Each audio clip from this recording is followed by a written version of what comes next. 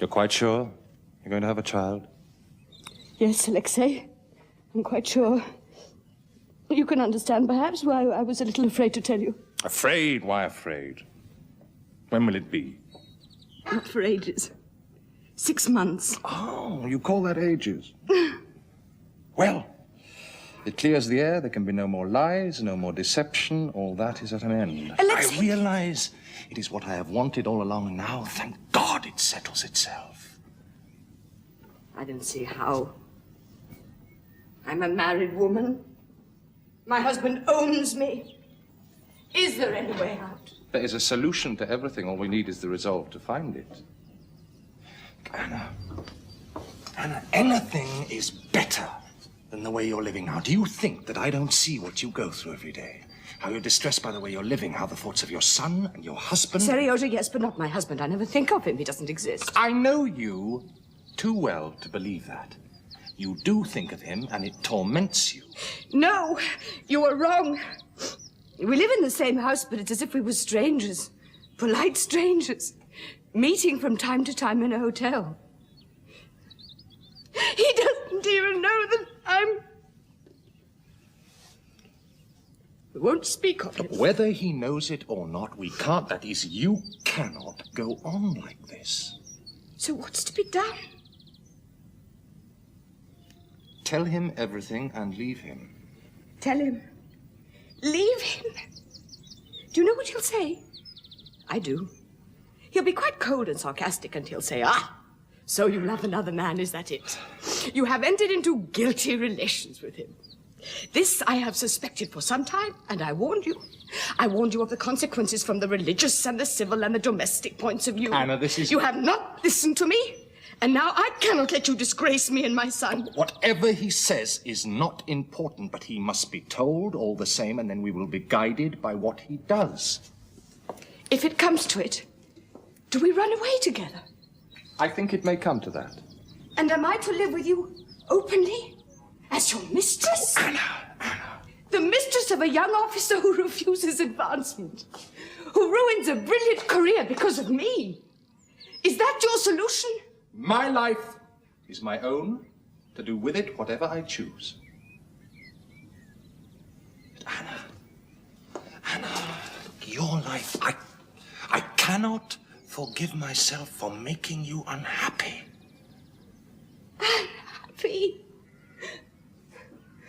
I feel like a starving man feels when someone gives him food. He may be cold, and his clothes may be in rags, and he may feel ashamed, but he's not unhappy.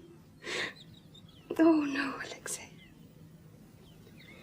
This is my happiness. There's nothing seriously amiss, as I say. Heart and lungs are sound, thank God. I never supposed they were not. But the pulse, a trifle sluggish. And we must watch the liver and the digestive tract. Now, I don't prescribe taking the waters. No, if you did, I couldn't spare the time. Oh, quite so, quite so. But you must take more exercise, fresh air. By the way, are you going to the races tomorrow? Naturally. Oh, good, good. Well, see if you can spend a few days at leisure. Try and ease the strain, you know. And above all, endeavor not to worry. Worry? Doctor. Oh, I know. In your position. But, Your Excellency, you must keep your health. Russia needs you. I'm obliged to you for saying so. All the world says so. I understand Madame Karenina is already in the country. Is she well? Yes. Splendid. Well,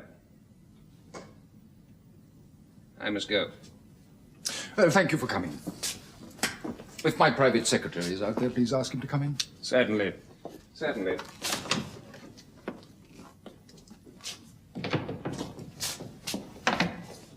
Well, Doctor.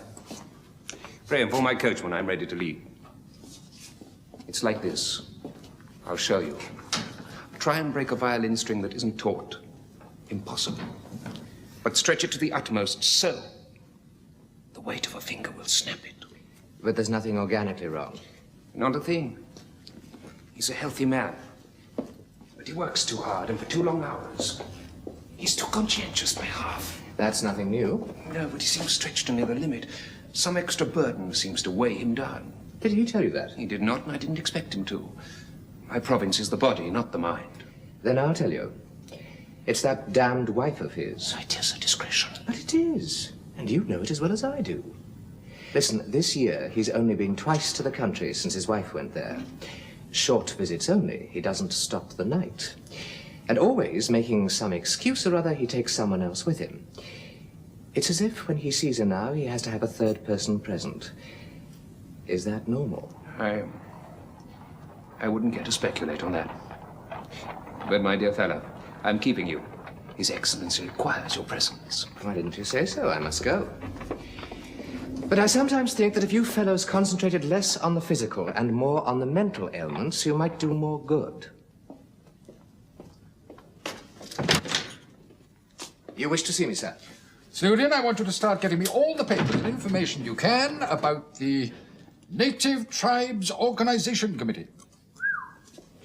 You're going to attack them, sir?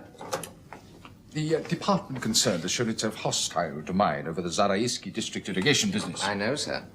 Won't do them any harm to realize that I have the means to fight back. And when I have all the facts, I intend to call for a special commission. You're really going for them, aren't you? Yeah. I'll begin at once. Good.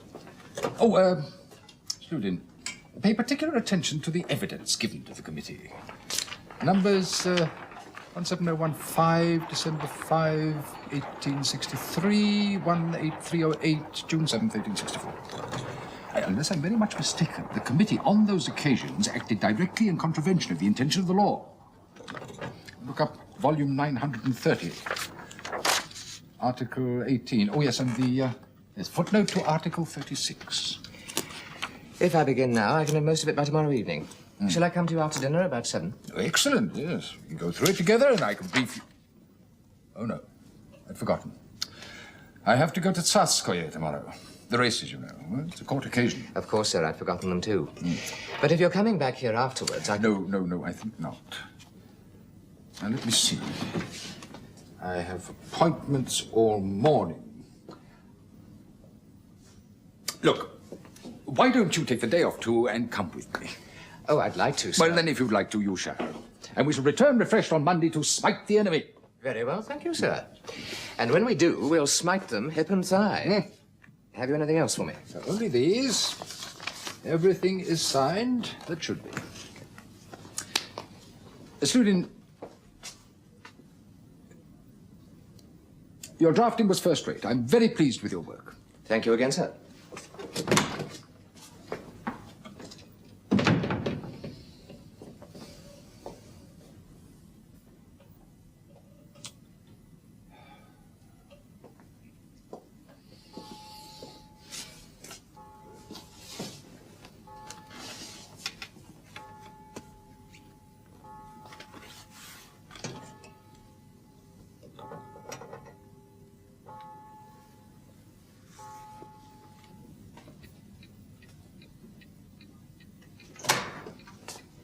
Madam, Yes? What is it? the master's arrived. But that's...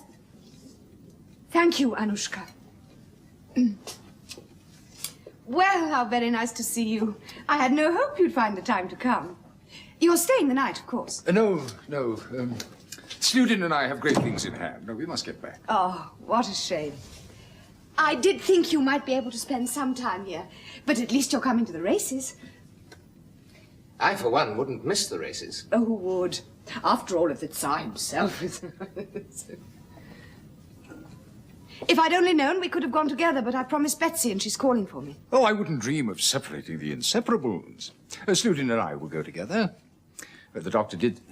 Did you know, my dear, the doctor came to see me? Is anything wrong? I believe not, but I'm to take more exercise. So we shall walk. Yes, madam. Would you tell Serioja that his father is here? Very well, madam. Yes, we shall walk, and the carriage shall bring us back. Well, I'm sure that'll be very good for you. I don't think you've been here before, have you? The terrace and the orangery are quite beautiful.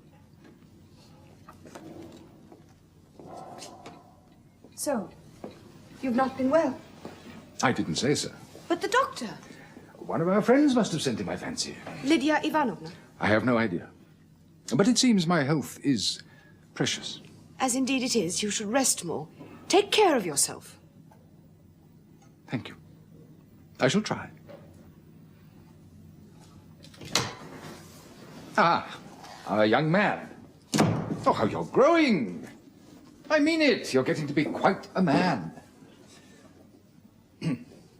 Oh, you've been riding much? Yes, Papa.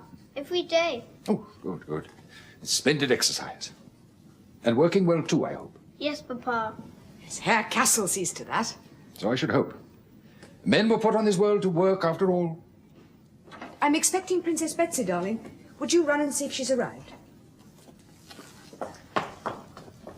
He is nervous, you know. He's a little highly strung. I do think you could... What? I beg your pardon. It doesn't matter. The good student reminded me to bring you some money. You need it, actually. No. I mean, yes, I do. Thank you. I agree, madame. The garden is beautiful. You must come down more often. That would indeed be a pleasure. He's here, Mama. I'll tell you you're coming. The ornament of Petersburg. But you know the Princess Tverskoy? I have seen her, yes. Then you know what I mean. Well, I must go. You'll come back for tea afterwards? Thank you. Splendid. Au revoir.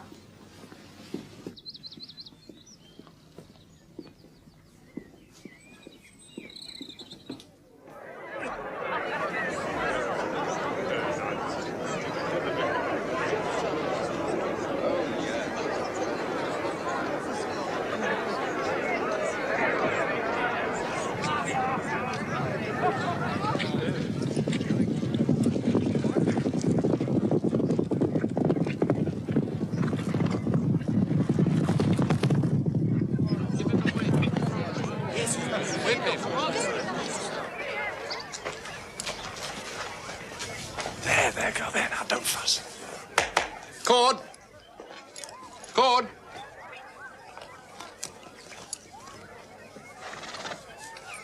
Well, Cord. She's tip-top, my lord. Raring to go. Casimir! Damn it! Casimir! No, Blue Ribbon's coming up. God, they're neck and neck!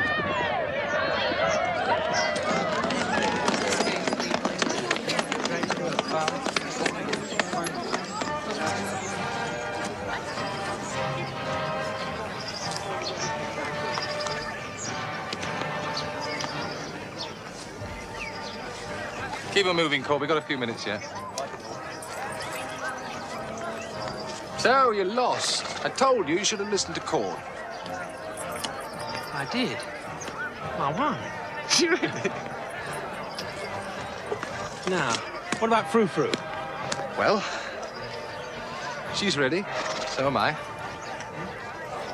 At least I hope I am.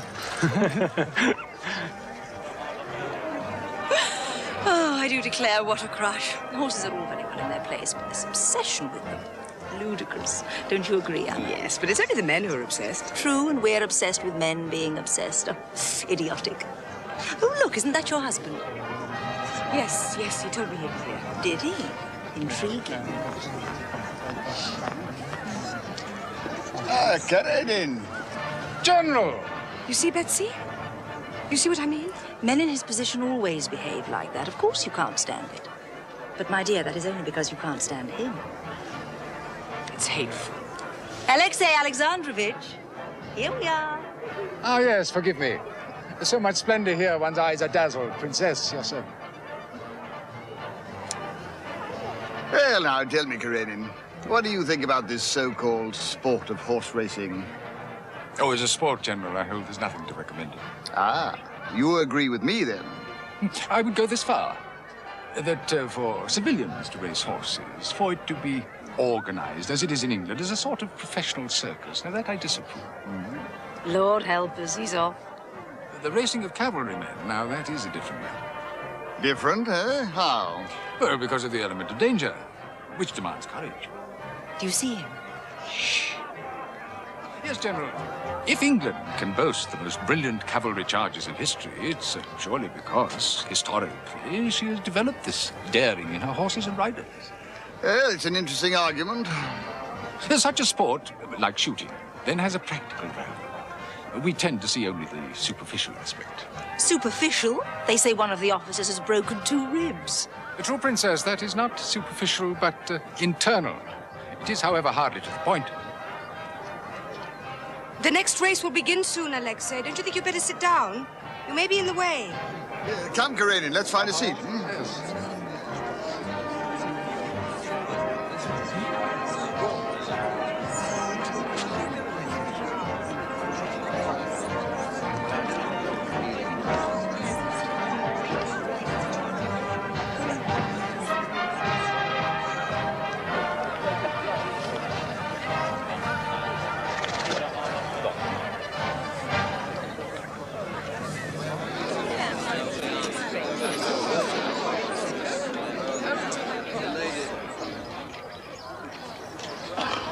Well, any moment now. Everything I've got's on that horse of yours, you know.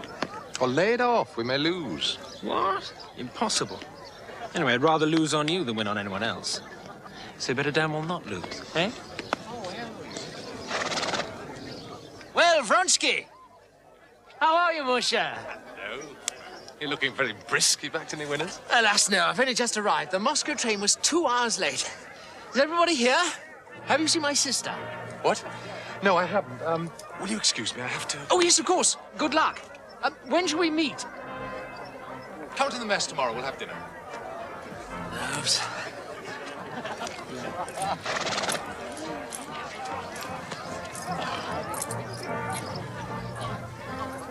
The girths are tight enough, my lord. She'll do. Sander looks fit. Pretty average fit. Up with you now.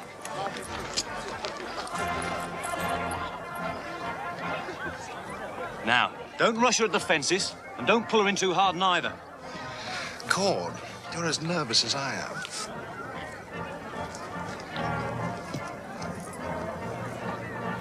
Best of luck, my lord.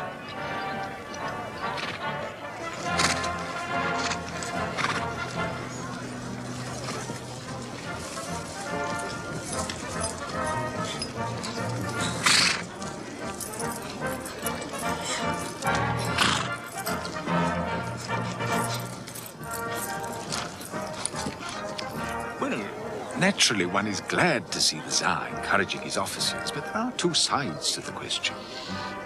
No doubt, no doubt. Well, that of those who take part and that of those who look on. Well, surely a passion for such spectacles is a proof of decadence in the spectator. Steva! Steva! Anna, there you are. Oh, how good to see you. How is Dolly and the children? Splendid. I've taken a house for them down in the country, near to my old friend Levin. They come down next week. Oh, give them my love. I will. And Kitty? Oh, quite recovered, I believe, though still in Germany. Princess. A wager. What's your fancy? Anna and I are backing Count Mahotin. His horse is called Lysander. And you? I'm for Vronsky. Pair of gloves? Done. A pair for both of us. You'll lose. Vronsky's bound to win. Hello.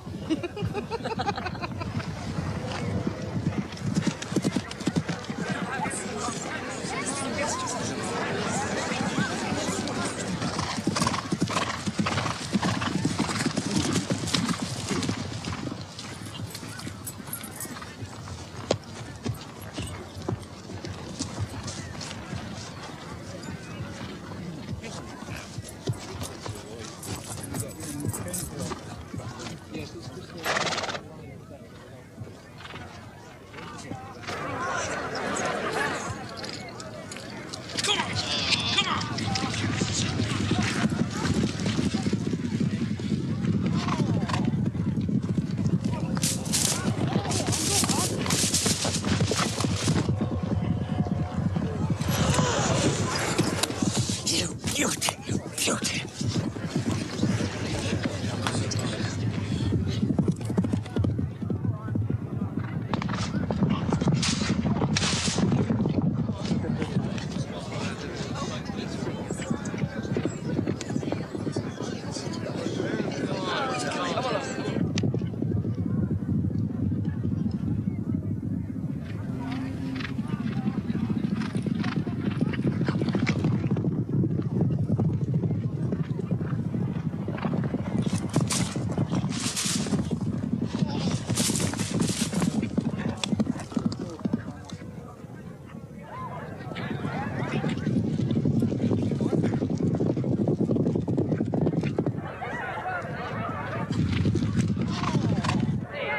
He's in the lead.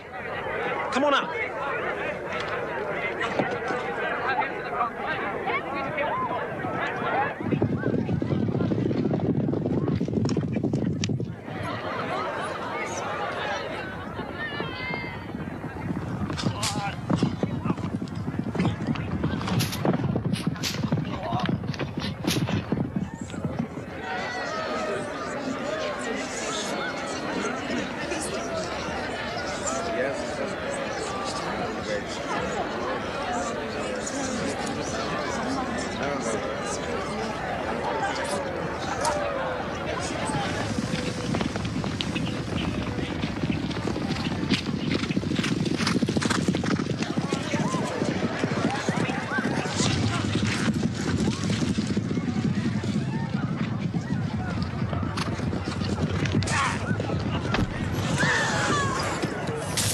My God, he's down!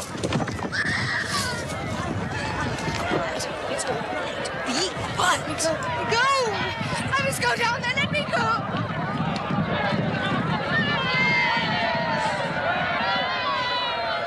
Let me go. Come with me, Alice. Steva! Come with me. No, don't touch me. I shall stay. Steva, what has happened? Do you know? Vronsky's all right. Not even hurt, they say, but the horse...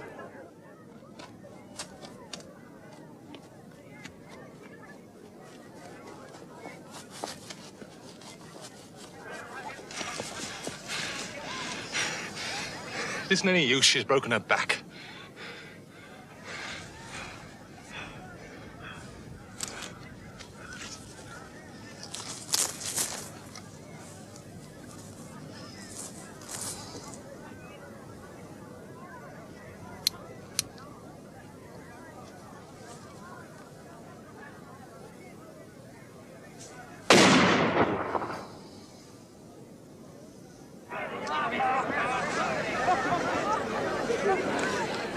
Did I disgrace myself completely?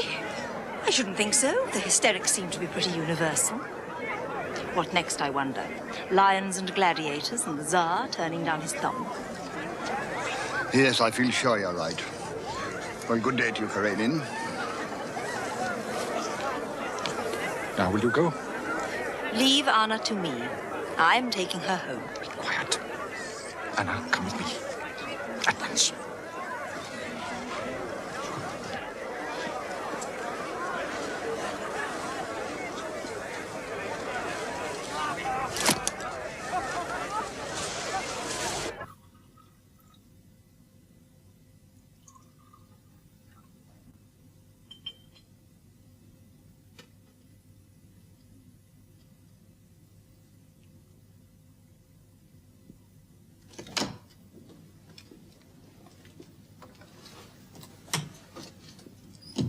Take some brandy.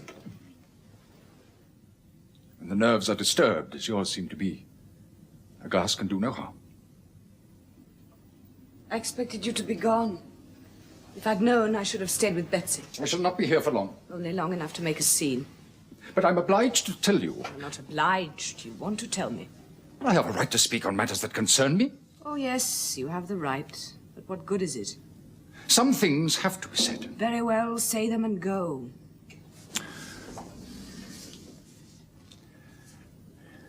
First, I have to refer to your behavior this afternoon. I have asked you, in the past, to so conduct yourself in public that malicious tongues can say nothing against you.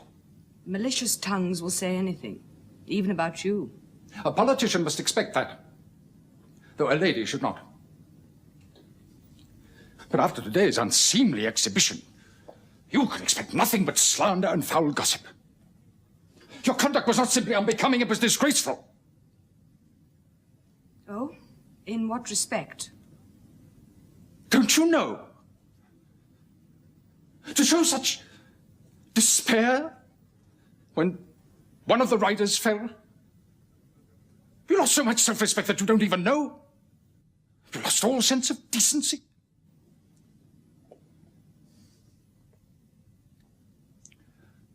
There was a time when I spoke of our private relations. I do so no longer. They no longer exist. Quite so. I speak now only of appearances. Your behavior today revolted me both as a husband and as a man of position.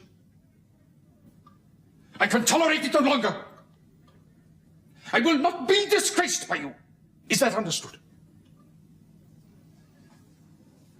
Whatever else, Anna, you shall obey me in this. Now, I must ask you a question. You know what it is, and I want to hear your answer.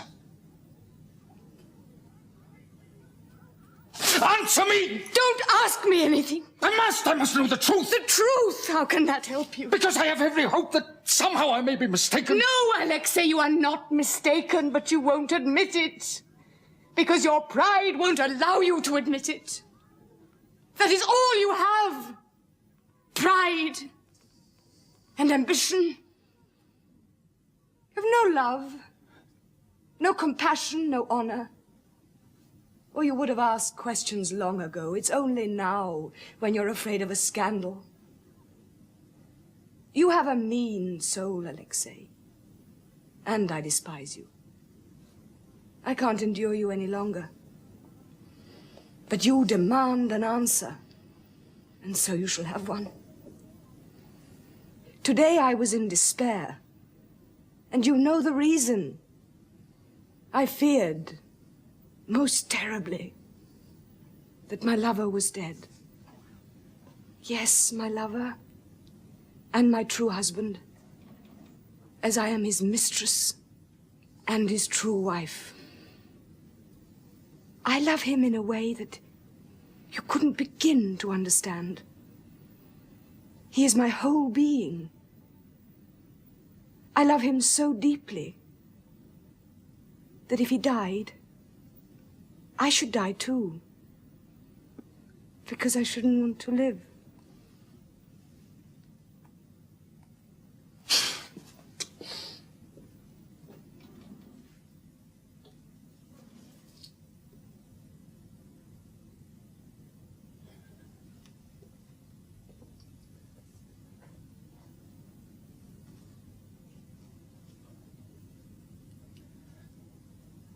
I shall inform you what I propose to do to secure my honor.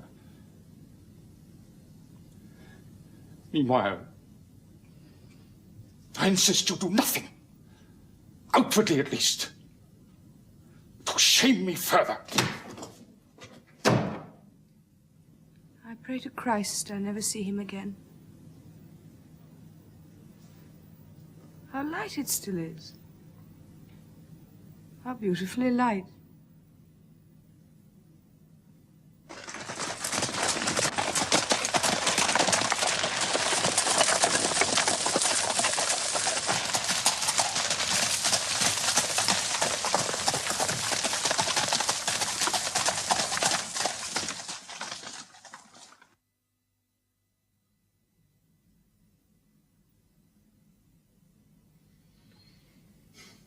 I hope...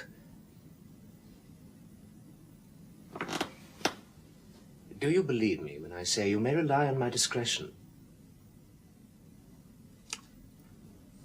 You wish to give me some advice? Or what is it? Am I to fight a duel? God forbid.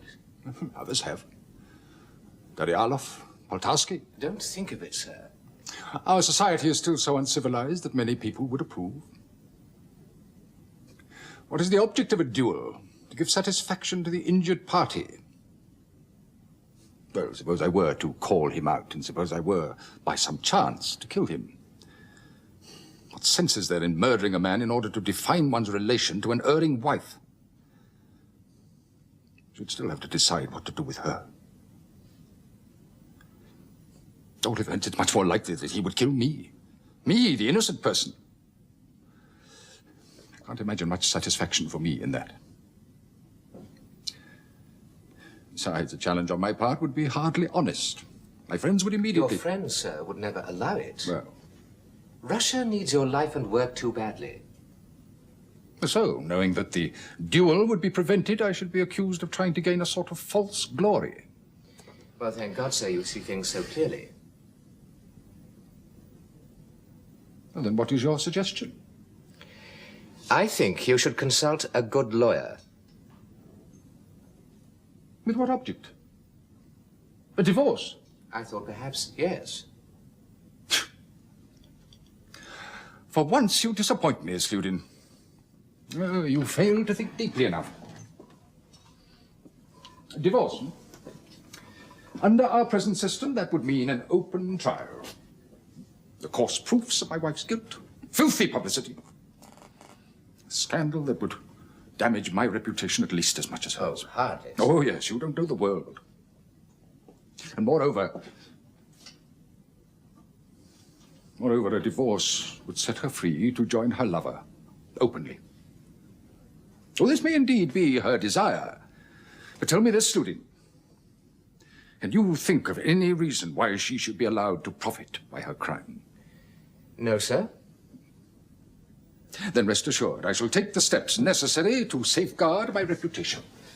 This being essential for the unhampered pursuit of my work. And these steps shall be taken in my own time. In my own good time.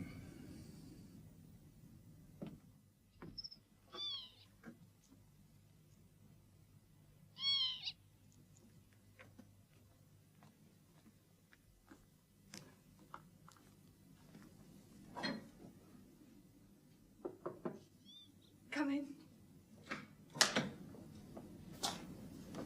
My love. Oh, my love. Last you were here. Are you well? Anna. You're not hurt? Promise you're not hurt. You are. Anna, it's only a scratch. It's nothing. People fall off horses every day in the You week. don't. Is this all? Are you sure? Quite sure. You wretch that you are, giving everyone such a fright. Brandy.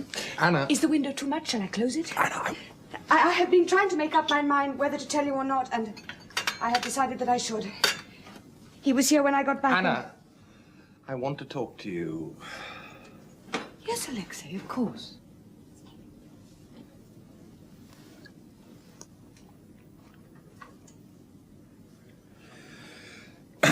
You know the circle I move in? The high flyers, the biggest gamblers, the hardest drinkers, the wildest rakes. They despise everything bourgeois, everything dull and prosaic. They scorn every convention except what they call good form. They admire courage, too. That, of course. And I am supposed to be entirely one of them. You're the highest flyer of them all. Well, some would have said so. But Anna, to hold so high a place in that magic circle, one thing is quite essential, and that is to be utterly heartless. Now, I don't mean by that one should be cruel or vengeful, simply that no sentiment or affection must be allowed to interfere with pleasure. Now, today you saw me kill my beautiful mare. You killed her? Surely as if I had shot her with my own hand. I made a shocking error just before the last fence. She was going perfectly. All I had to do was sit quietly and let her win the race in her own way. But I lashed her, and I don't know why. Maybe I was afraid of Mahotin close behind us. Anyway, at the jump, it threw her out of her stride, and in falling, she broke her back. And you grieved for her? No, I didn't. Not at first. All I felt was rage and vexation at the mayor falling, at myself for being such a fool. But then later, Anna, whilst I was changing, I thought of what I had done to that exquisite creature. All fire and blood and vivid movement. And suddenly tears were pouring down my face, tears of pity. Do you know, I have not wept for anybody or anything since I was a child. Alexei, Alexei.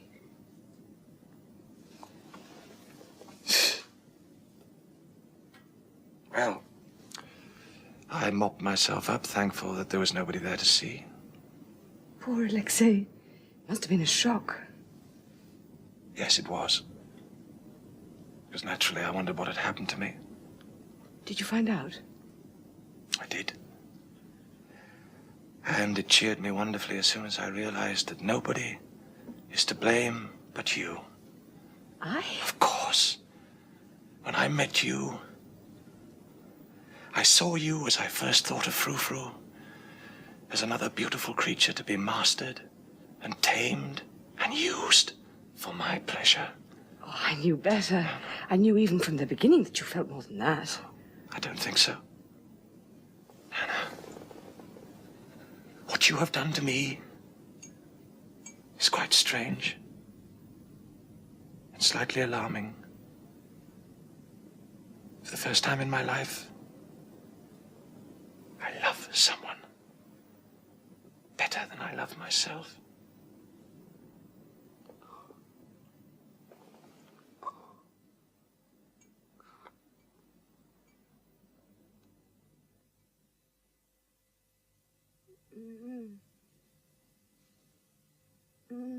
No more lies. No more lies. Everything clear. Quite clear. Clear. Truth. Truth at last, and everything clear. You see, I had to tell him. You wanted me to tell him. You said he must be told, and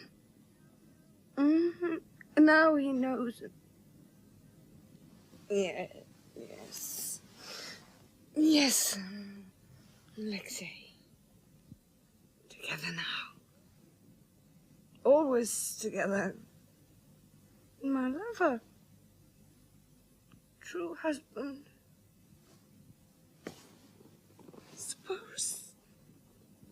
Suppose you don't want that. If you should get tired of me and stop loving me, and you will. Alexei, don't leave me.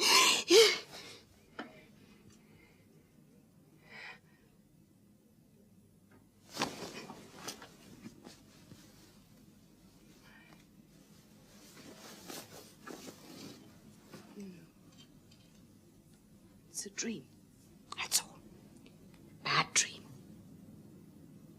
Why should such a happy dream end in such terrorness? Oh, God, unless it's going to come true. No, it can't. Alexei loves me. And if I go to him, he'll be kind to me and to Seryozha. Why should he? Seryozha's not his son.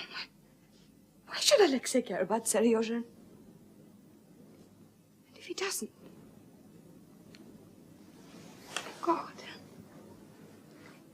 Oh, God. What am I to do? What am I to do?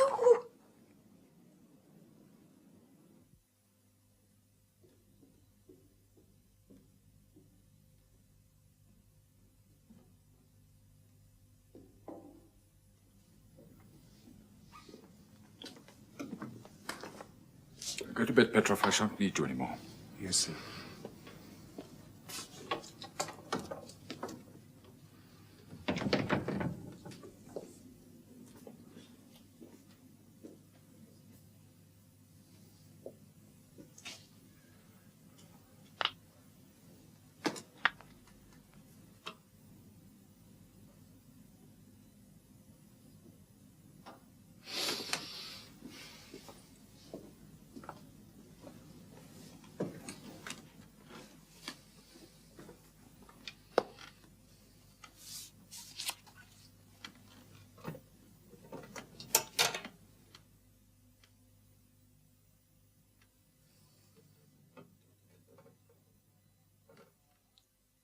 At our last conversation, I notified you of my intention to communicate my decision in regard to the subject of that conversation. Having carefully considered everything, I write now with the object of fulfilling that promise. My decision is as follows. Anushka tells me you've been naughty. Yes. What did you do? I threw an egg at the cook. What? I threw an egg. At the cook? Why? I was in the pantry and saw some peaches, so I took one. She came in and saw me and slapped my hand. Oh, did she indeed? Yes, and the peach fell on the ground. Of course. There was a bowl of eggs, and I just... Picked one up and threw it? I'm afraid so. And what happened then? I said I was sorry. I should hope so. The trouble was it was so funny I couldn't help laughing. Now, that really was naughty. Yes, but... Wicked boy, come here. You know I ought to punish you. Yes, Mamma. Because I have taught you never to be rude or unkind to servants. Yes, but... You see, they can't hit back. She did slap me. I know, but she was probably fussed and she didn't think. Oh, very well. Go and find Cook and tell her you're sorry. But I did. Tell her again. All right. Serioja. This time, don't laugh.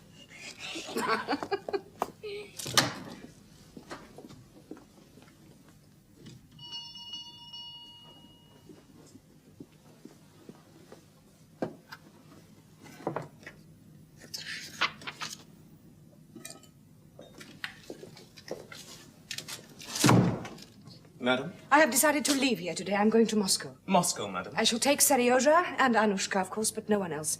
Would you have the carriage ready and get everything packed? Very good, madam. As quickly as possible, and tell the other servants. My dearest love, I have told my husband everything.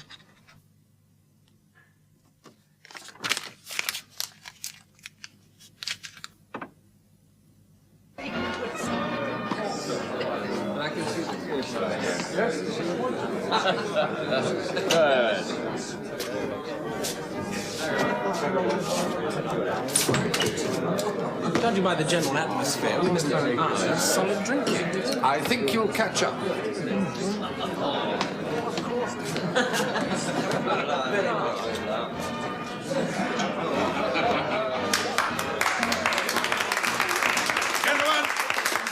Gentlemen!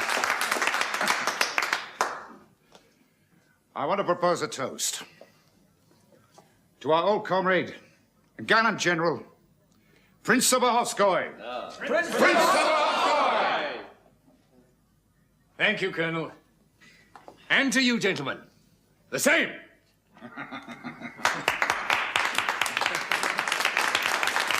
Bondarenko! My old friend. Ah, you're younger than ever. The smartest quartermaster in the Imperial Army! Vronsky, my dear fellow. How nice to see you. And you, and you. Quite an occasion, eh, Vronsky? Yes, indeed. Good, good. We'll have a long talk later, meanwhile. Karkov, good to see you. Malinsky, isn't it? Hello.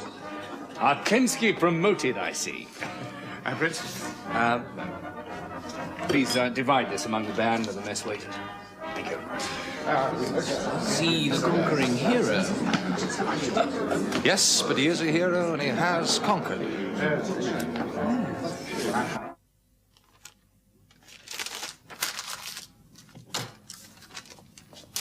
Is everything packed? I have a... Madam, the groom's waiting for an answer. Thank you, Anushka. I shall ring.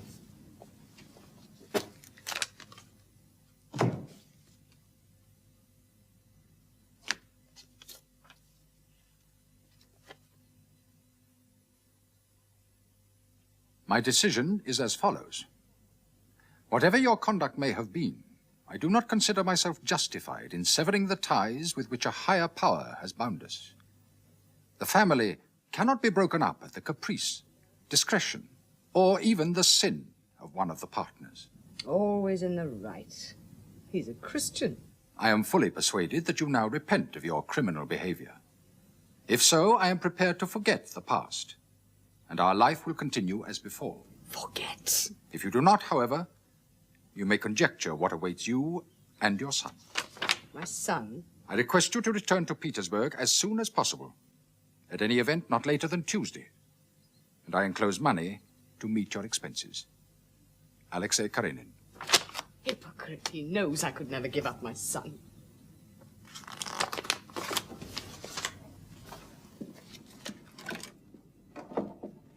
Our life will continue as before. What life? I told you I would ring. Yes, madam. Everything's packed. We're not going. Not going at all? Well, not today, at least. But don't unpack and let the carriage wait. I wish to send a message. Very well, madam.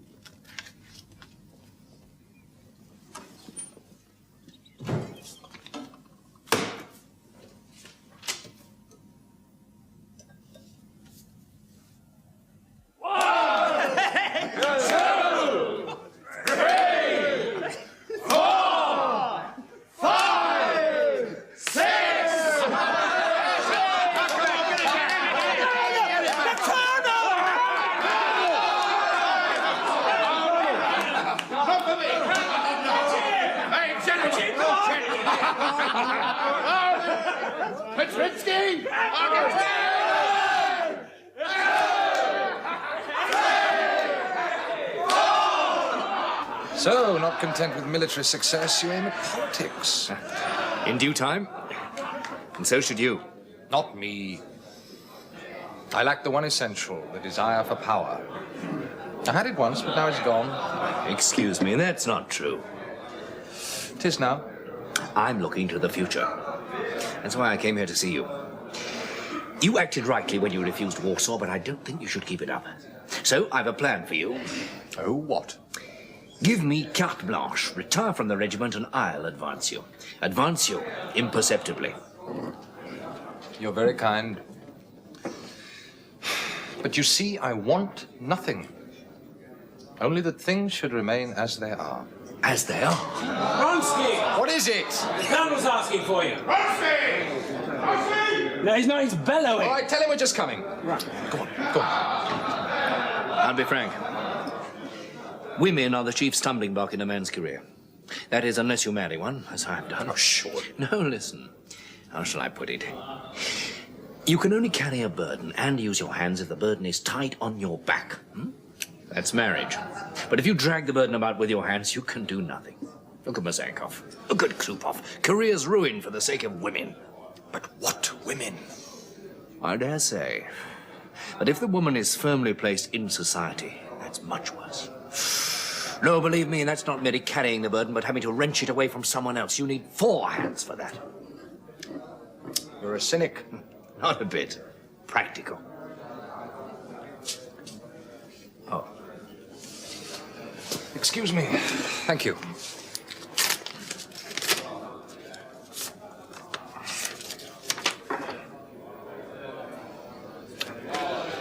I'm afraid I will have to go. I'll see you soon. Very soon. You give me carte blanche?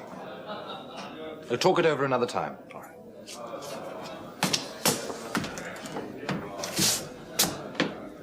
I'll look you up in town.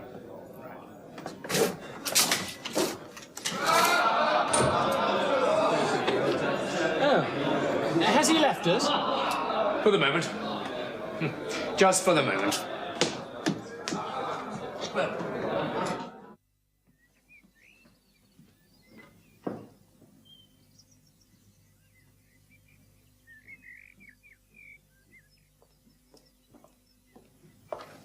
Anna?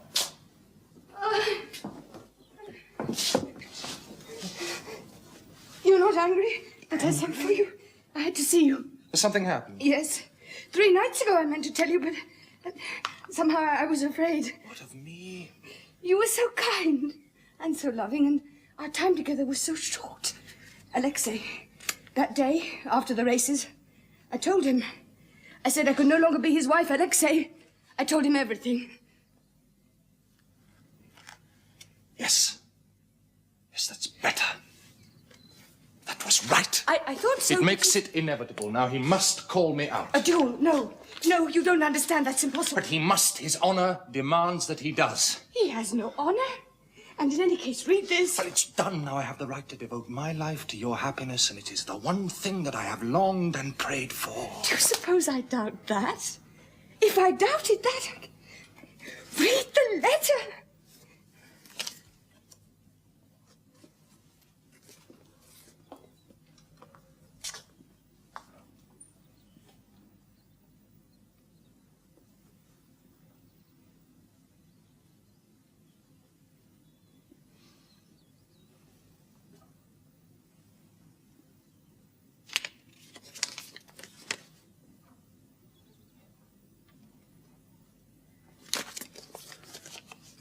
That is unbelievable. How could any man in his position... I told you, he has no honor, no decency, no kindness. I said as much to his face. I might as well have been talking to a stone, but this is a threat. You see what he writes? You may conjecture what awaits you and your son. What is that but a threat to take my son from me? And I dare say with all their stupid laws he can. If I ran away and abandoned my son, it would be infamous, wicked. And he's clever. Wicked I may be, but he knows I could never do that. Take your son, then, and leave him. I was going to today, but after this, the law will be on his side. Leave him anyway. And Seriosha... For God's sake, Anna, which is better? To leave your child or keep up this degrading position? Degrading? What does that mean? Degrading for whom? For everyone, and especially for you. Do you feel degraded? No, I meant only that... For me, there is one thing. There's one thing only. Your love. Nobody can humiliate me. I'm proud of my position. I'm proud because...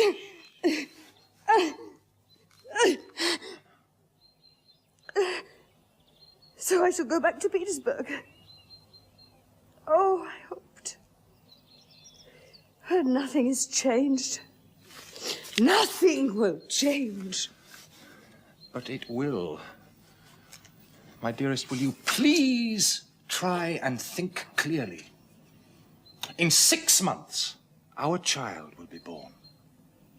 Our child.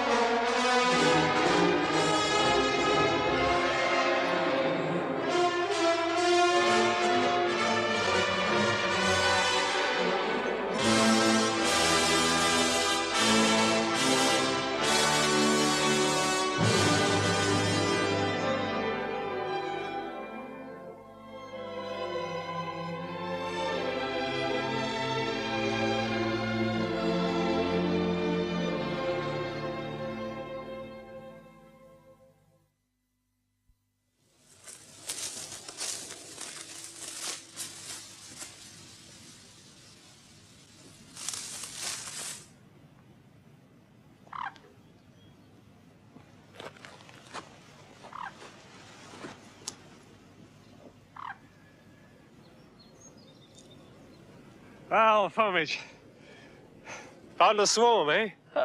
Found one. Master, all we can do is keep our own. This is the second swarm that got away. Luckily, some of your men with horses were up there, and they galloped after the bees, and we caught them. Oh, good for you. Now, what do you say, Fomich? Shall we start cutting, or do we wait a bit? Master, you know our old proverb, don't cut the corn until St. Peter's morn. But if the corn's ready for cutting? Oh, aye, it's ready. Master, I know you. Always wanting to get on. Oh, why not? It'll give us more room for the cattle. Well, the weather's right. Ah, it is today. All of that is in the Lord's hands. Then we'll hope he's on our side. A prayer or two would not be amiss. We'll start cutting tomorrow. I'll tell the bailiff.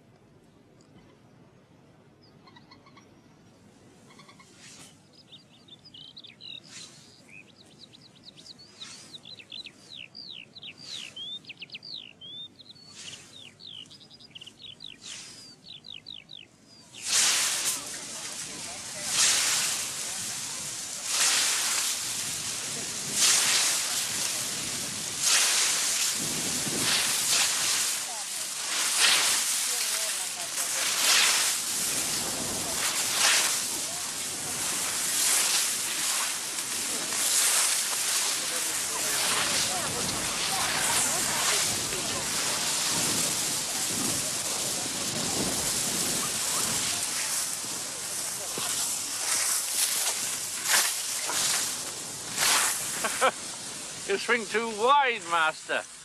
You wear yourself out, you will.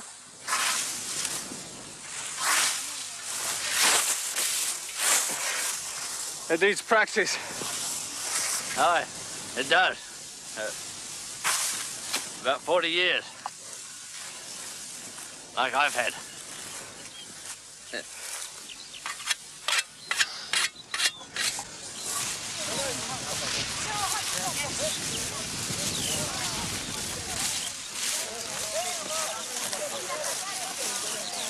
There you are, Master. Dinner time.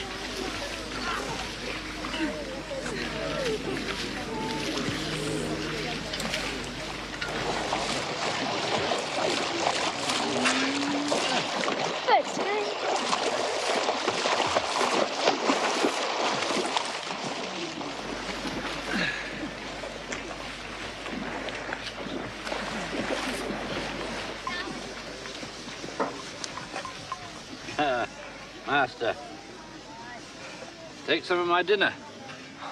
There's plenty. Praise be to God. And I will. And thank you.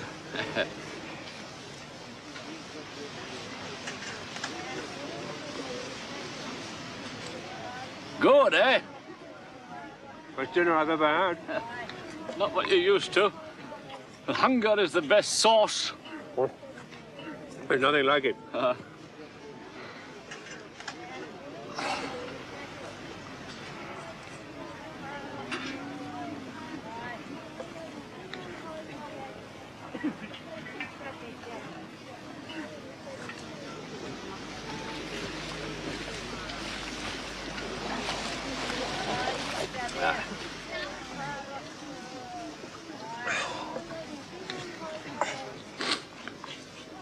What do you think, Fomich? When we finish up there, can we do Mashkin Hill today? With God's will, we might. It'll be a long day, though. Will there be a drop of vodka in it for the lads? Vodka all round. They'll do it then. What's an extra hour or two? They can eat and sleep after dark.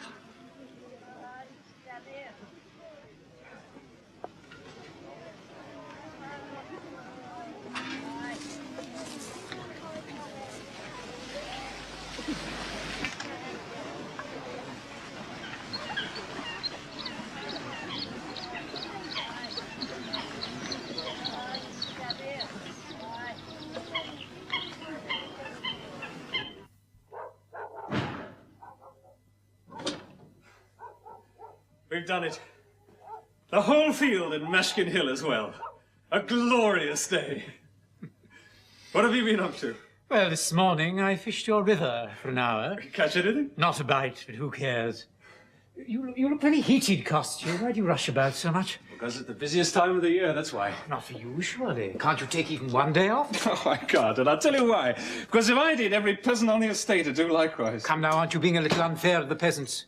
You who profess to like them so much. I don't profess any such thing. I like most people, I suppose. I dislike some. I'm talking of the peasantry as a whole, as a class. You like them, and you know my sympathies are entirely on their side. Yes, I do, and that's your trouble. You regard them as a group, entirely distinct, separate from yourself. But they are. No, you don't get my point. Every peasant's an individual, different from any other. As different as... Well, as my old friend Oblonsky is from that professor from Kharkov. What was his name? Professor Wolf? Yes, now, you don't generalize about those people. The people you know. So why'd you lump the peasants together as if they were a swarm of bees or a herd of cattle? Got to think of it, if you knew cattle as I do, you'd realize they're all individuals, too. Well, that's all very well, but social philosophy has to take the broad view. If we are to improve the social conditions of a certain class, then surely we must consider them as a class. I don't know anything about philosophy. No, Kostya, that you don't. But you live among these people and you know them. I don't. I know Mikhail and Fomich and Ivan and Fosky and the widow Kazimov because they come and tell me their troubles and I try and help them. But I wouldn't presume to prescribe with the millions of Ivans and Sashas all over Russia I'd never met. Now you're overheated, and it's my fault. No, it's just... Well, talking of Sashas, I met your old nurse in the village and we talked about your working in the fields. Apparently, the peasants don't approve of it. No, rubbish. They think it isn't work for the gentry. Oh, but if I enjoy it as I do, where's the harm? I tell you, every man should work to the limit of his capacity. I've done that today. All you've done is waste your time, your energy, and your educated intelligence. Oh, the old theme, eh? Public activities, the Zemstva, committees. Now, there's a waste of time if you like. It doesn't work. Well, of course not, if decent people refuse to help. I don't consider it important. Not important. But we're spending money and nothing gets done. No local clinics, no midwives or district nurses. Ignorant women starving their children, and peasants steeped in ignorance at the mercy of every village clerk. And what about schools? Schools? What for? Surely you must admit that a peasant who can read and write is a better man and a better labourer. Simply isn't true. You don't believe in education? Yes, of course I do. Very well, then, as an honest man, you ought to work for it. No! I don't believe in interference. I don't want to plan anybody's life except my own, and that's hard enough, God knows. Even if I had the ability, which I've not, what right have I got to tell other people what to do? Duty, Kostya, to help others less fortunate. I don't see that. The peasant acts out of self-interest, and so do I. I respect his self-interest, and he respects mine, but the Zemstva... Now, wait a minute. There was no self-interest behind our work to emancipate the serfs. Certainly there was. Theirs and ours to be free, mutually free of that disgusting yoke. Now they're striking for freedom. But committees for this and that, all they do is pile on new chains, a change of bureaucracy. That's hardly fair. Oh, from the best of motives, I But well, surely the end justifies the means. No. What I say is this, and the peasant would say the same.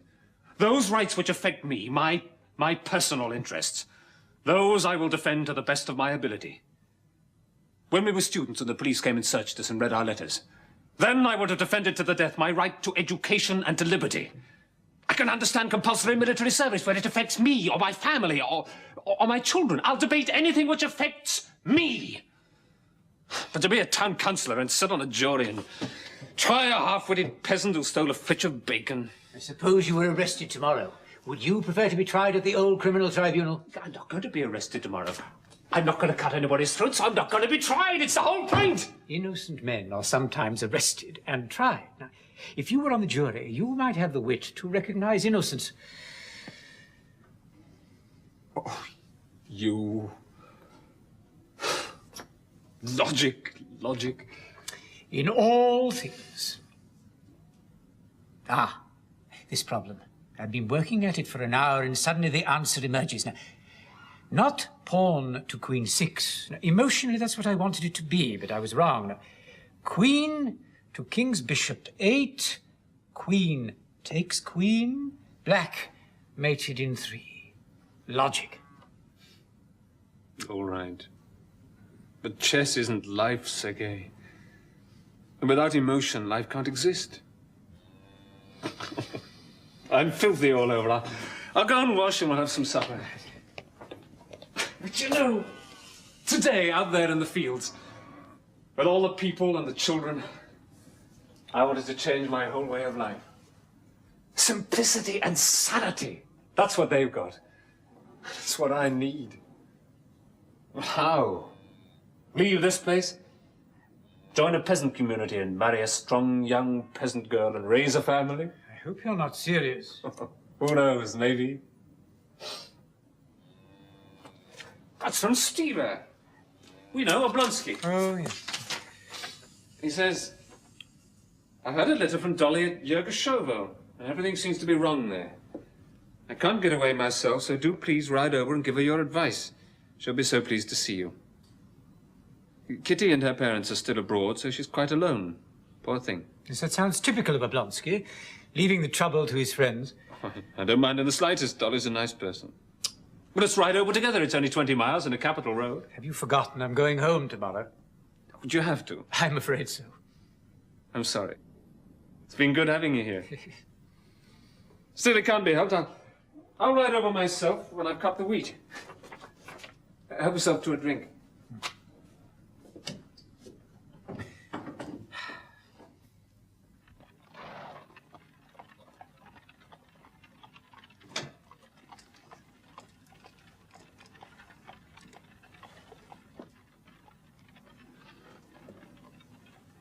So, you've decided to come home? Home?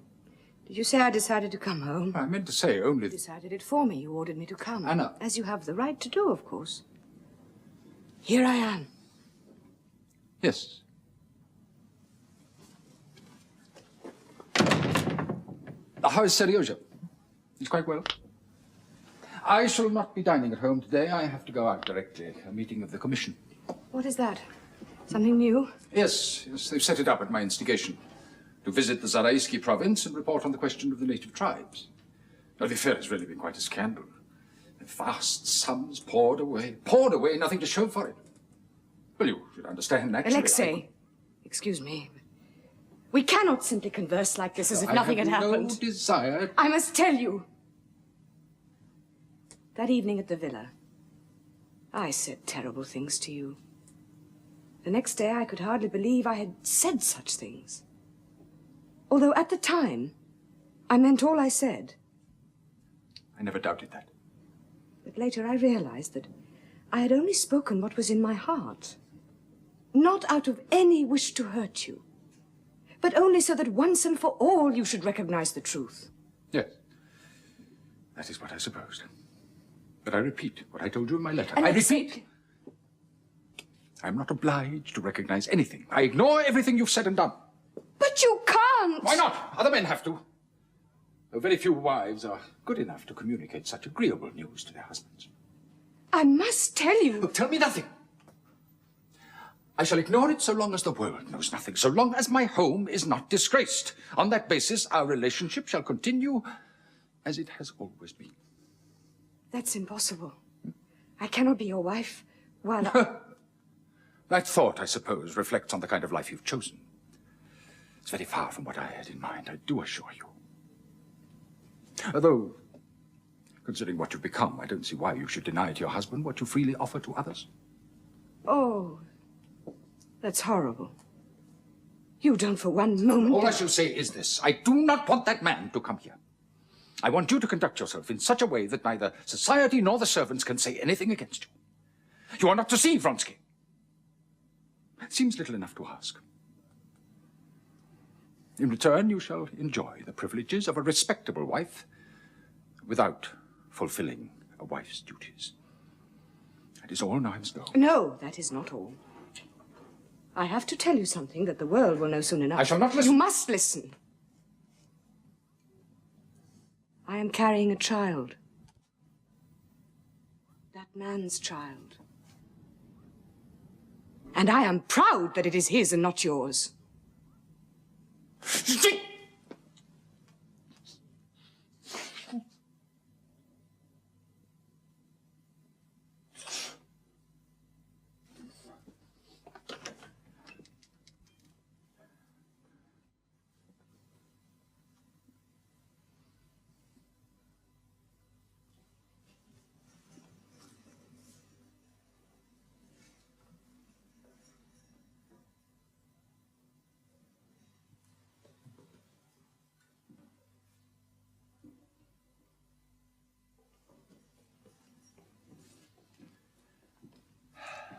See, Sludin, my wife is back from the country. Yes, sir. Are we late? In very good time, sir. The carriage is outside. Good. Thank you.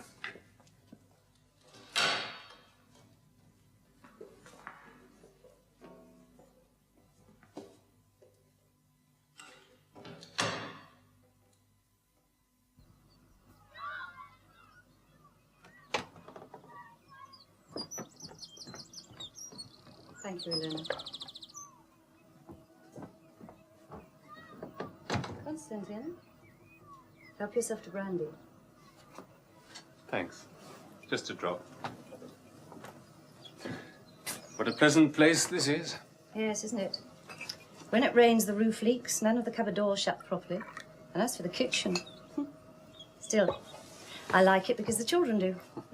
I thought they all looked splendid. Oh, yes, thank God. Tanya and Grisha both had scarlet fever in the spring. It was really rather a bad time. But Kitty was wonderful. She came and helped me through the worst of it. Yes, she would. Now, Dolly, I do wish you'd let me send you over a couple of cows. Those children of yours need the best of milk, and if you feel you must, you can repay me at 5 kopecks a month. I shall be content. Kitty is coming here for a holiday. Oh. Is she quite better? Yes. Constantine, why are you angry with Kitty? I'm not. Then why did you not come to visit us or them when you were in Moscow? How can you ask that when you must know? Know what? That I made an offer, and I was refused. But I didn't know. Well, I knew something had happened that had made her dreadfully unhappy, but she begged me not to talk of it. So she refused you. I'm sorry. I'm sorry for her. For her? You only suffer in your pride. You must forgive me, Dolly. I must go. Wait. No. Just let me say Please, this. please don't talk about it. It is all so easy for men. You are interested in a girl, you come to the house, you make friends. You watch her, and then when you're quite sure you're in love, you make an offer. It isn't like that. But for a girl, it's different.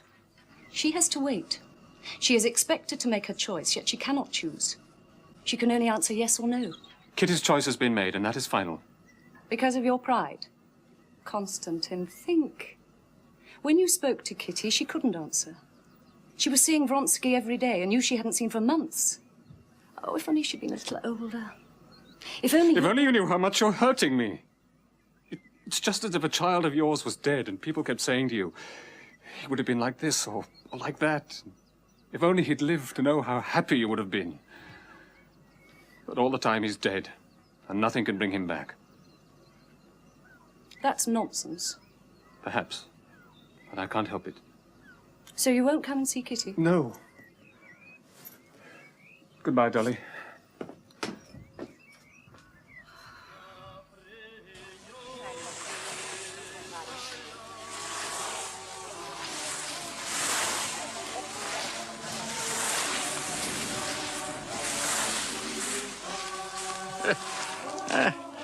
Master, that's what I call wheat. Yeah, you smell that? Rare as gold, that is.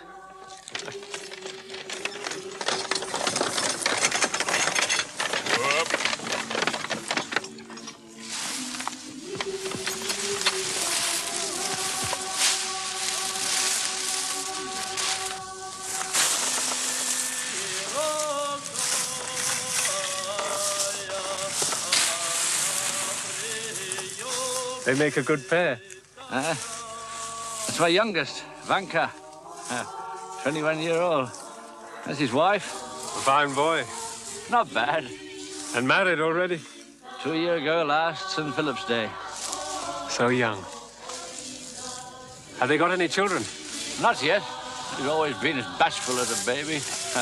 Won't be too long now, though, I reckon. There's wheat for you. Regular gold, I call it.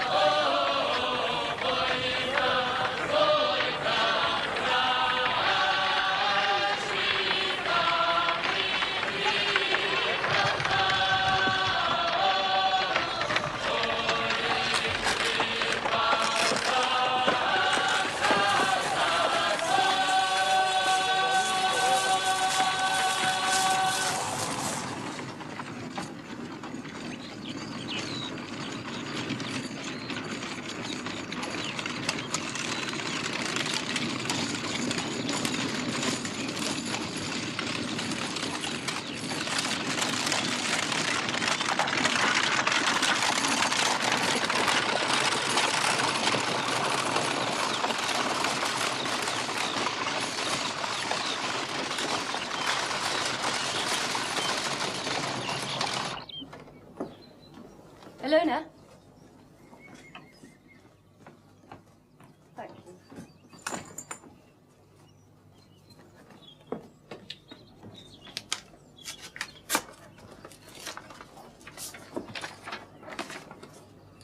Well, Dolly, does he say? He says... Really, men are impossible. He says that he's sorry he was unable to bring the saddle over himself, but he hopes that Katerina Alexandrovna... My wife is called me Kitty. Yes, dear. He hopes you will find it useful. Unhappily, he goes on, unhappily. He's been called away to the Surovsky district and will not be home for several weeks. Well, my little ruse was unsuccessful. It doesn't matter. Doesn't matter a scrap.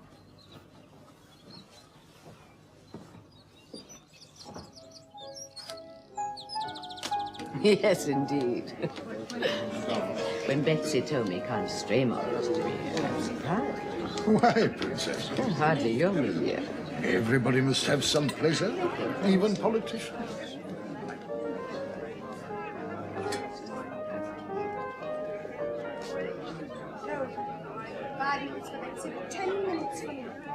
Explain yourself, Alexei, or I shall be cross. Then I shall explain. We are being visited by a foreign prince. No, I mean it, a real prince. His name is Frederick, and he's important to the government. Why? I'm not to say why, even if I knew, which I don't. He's a large, healthy young man. And he's being shown everything that the government thinks he ought to see. And when he's bored with that, which happens every evening, I am ordered to attend to his pleasure. So, they chose the right man. A year ago, perhaps. They don't always keep up with events. You don't enjoy it? Well, I feel like a man in charge of a dangerous lunatic. Oh, seriously, he makes me fear for my own reason. Is he so dreadful? The prince has traveled a great deal, and he's sampled the delights of all nations. In Spain, he serenaded a lady guitar player. In England, he hunted in a pink coat, and he shot 200 pheasants. He explored a harem in Turkey, and he killed tigers in India. Now in Russia, during the course of 1 week, he is determined to dissipate à la Russe. It's disgraceful. And what is more, he is insufferably arrogant, and as to his manners, well, I prefer not to speak of his manners. Oh, my poor Alexei. You may well say so. And now you must go and attend to this monster. Yes. Anna, I love to see you so merry. If I couldn't be merry when you are with me, what a miserable wretch I should be.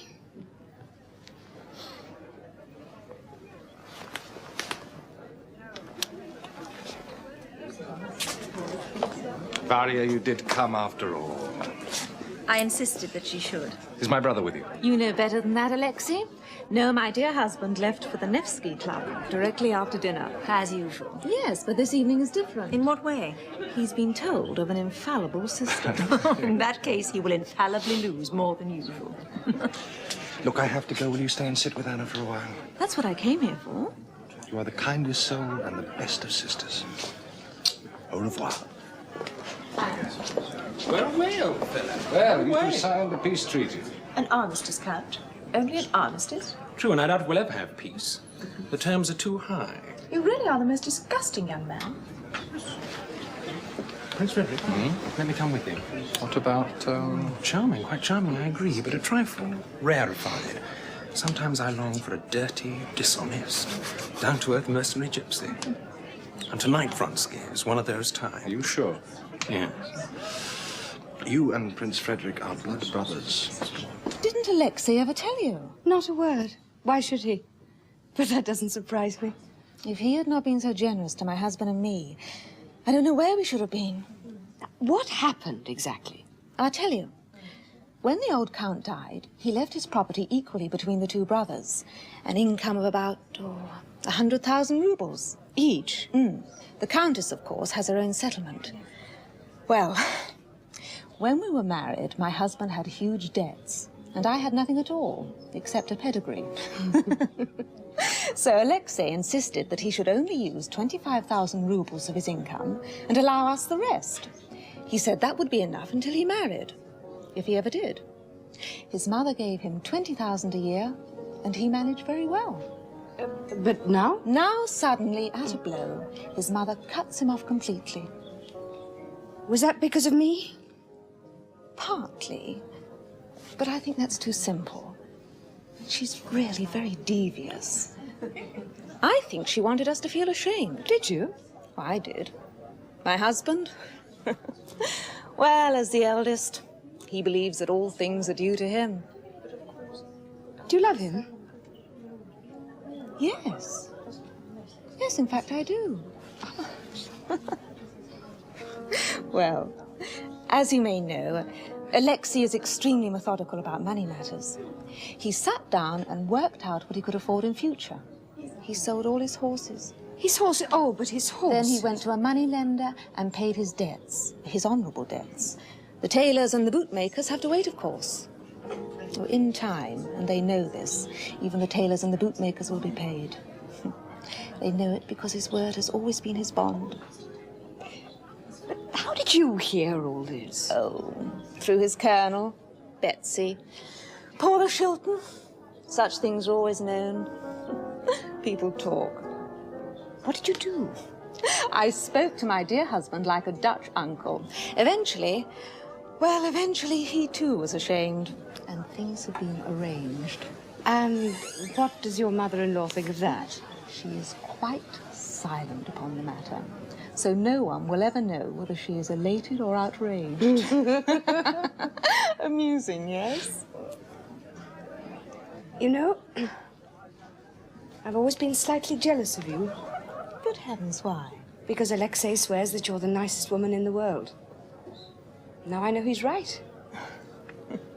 Princess is talking of Madame Karenina, whom I must say I have always found most charming. Who doesn't? But rumour says that you and her husband are deadly enemies. Rumour exaggerates, as usual. True, we're on opposite sides, but that's politics. Well, what I say is, I don't know how she dares show her face here, or anywhere else. Oh, come now. There's nothing wrong with her face. 6 months, by the look of her. And knowing what everyone knows. Do they? Or is that another rumour? Stuff and nonsense, no question about it. I find it rather sweet. Sweet? And terribly exciting. You look splendid, splendid. Thank you. I am well this evening. I'm sorry, Betsy, this will be my last one here. Oh, surely not. Why? At least until after it's all over. I've become conspicuous. Even at this distance, I can hear the tongues clacking at me. If you were the only one, my dear, gossips would have a thin time. And in any case, quite soon I shan't be able to go out at all. Not even to see Alexei. That frightens me. He'll come to you. Oh, I'm forbidden to ask him. Forbidden? And my husband. Oh, come now. Really? And I'm very much alone. I've nothing to do but think. So I become frightened. And not just a little frightened, Betsy. Very frightened. Of having the baby? Oh, no. What terrifies me is the thought that if I stop seeing Alexei, he'll forget me. He'll go. He'll find someone else. Forget me.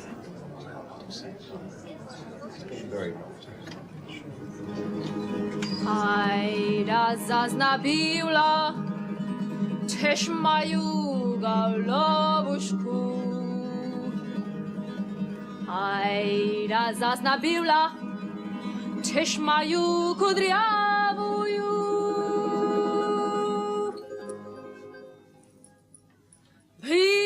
Vidamange romale, vidamange chavale, vidamange romale, vidamange chavale, vidamange romale, vidamange chavale, vidamange romale, vidamange chavale.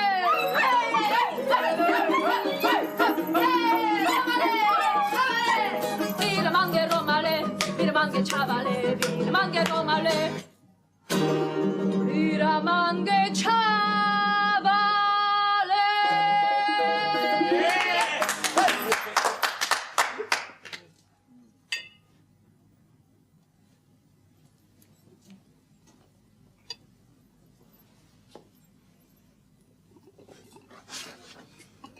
Down in one, sir. All at a gulp. That's a rule, you know. No heel taps. Splendid, sir. Splendid. That's the one I'll have. So you shall, sir. That's the one for me. What's her name? Tashiana, sir, and there are certain formalities. What do you mean, formalities? He means she's no ordinary gypsy. She is extremely rich. Rich? Worth a fortune. Even her jewels are genuine. Gott in Himmel! Oh, she charges a great deal.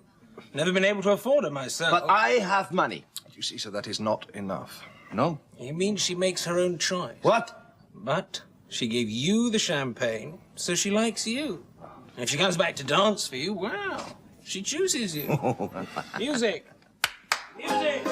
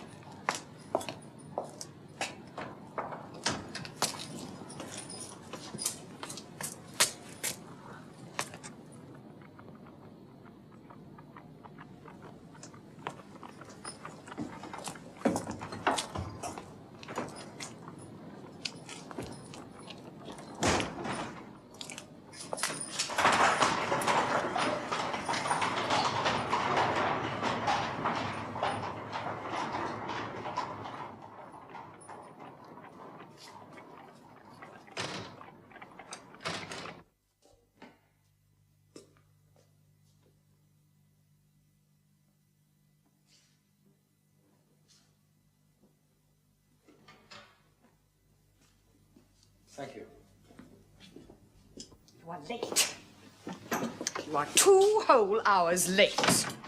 I got home only 15 minutes ago to find your note, and I came directly. I have been waiting. Where were you? Oh, no. I've no right to ask. Yes, you have. I saw Prince Frederick off to Moscow. That was to be at 5 o'clock. Yes, it was. Then I had to go back and make out my report. Oh, of course. So it's over. He has left Petersburg.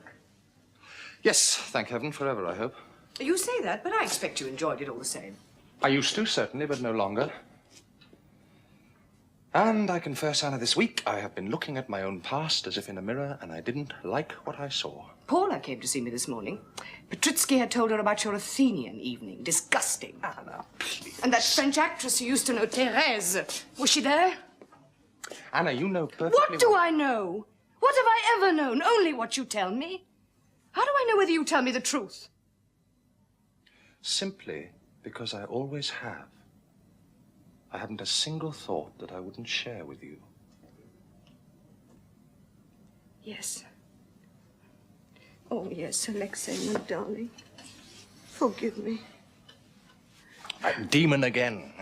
There! He's gone. I've driven him away. I am not jealous. I don't think I'm jealous. It's just that when you're away somewhere and you're leading your separate life... Anna,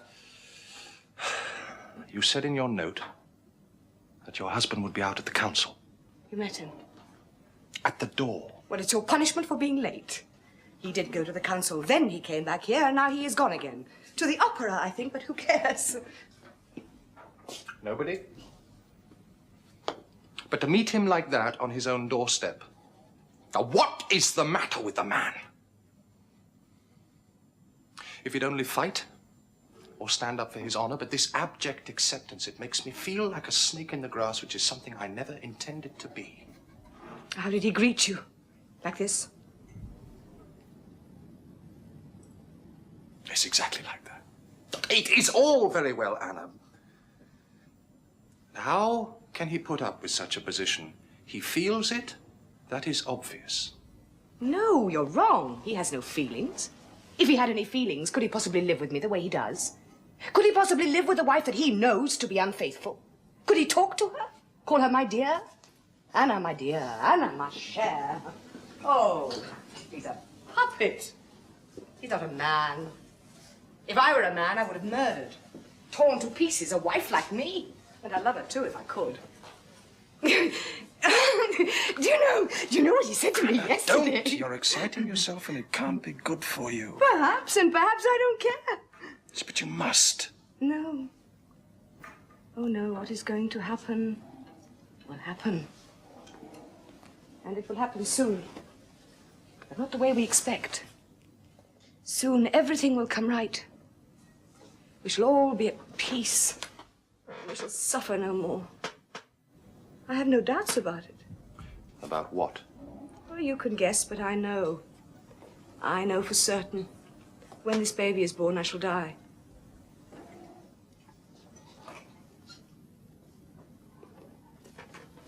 No. Yes, I shall die. I shall be glad to die. Oh, to set you free. And me as well.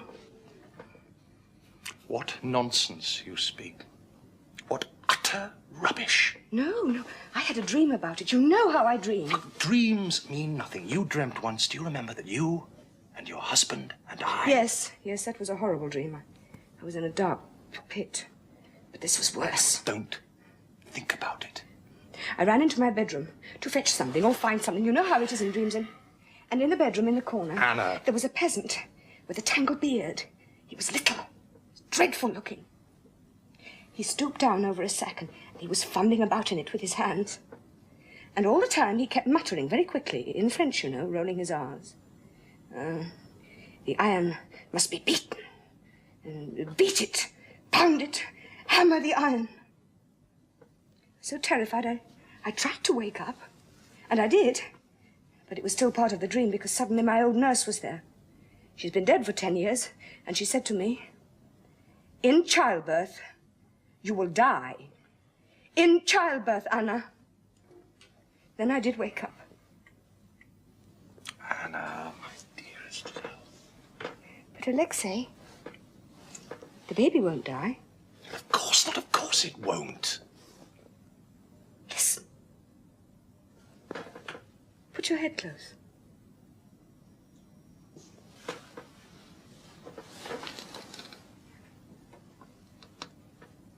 Can you hear? Can you hear his heart beating?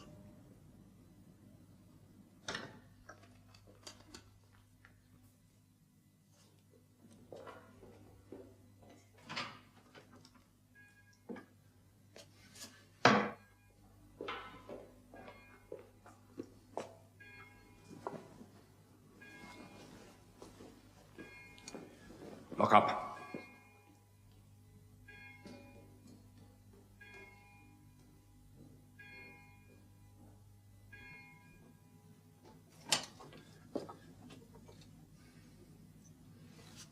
Would it not be more polite to knock? Here we go. Anushka, stay here. Out. Out!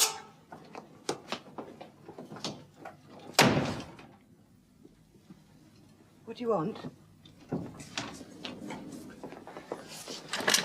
I'm looking for your lover's letters. They're not there. Oh, yes. I think so. I think so.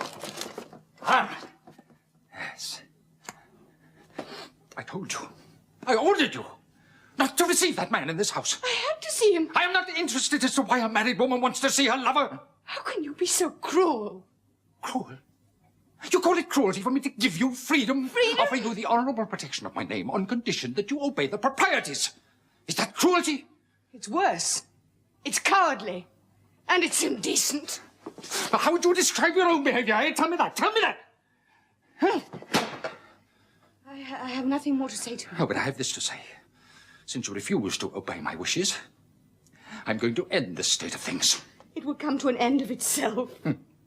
Sooner than you think. All you want is to gratify your animal passion? I want only to be loved. And you think only of yourself, but what about me? What do you care that my whole life is in ruins? What do you care how much I've suffered?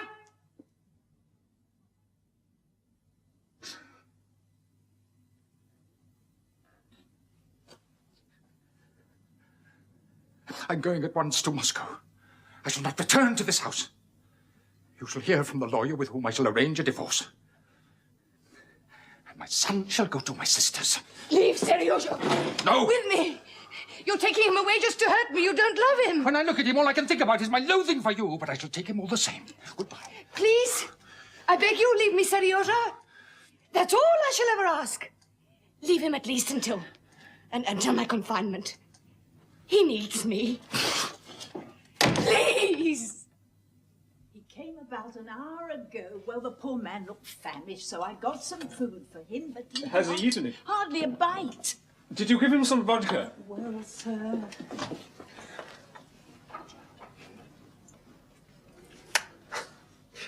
There.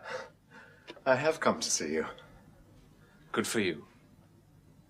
Why did you leave it so long? I haven't been well. Not at all well. But I'm much better now.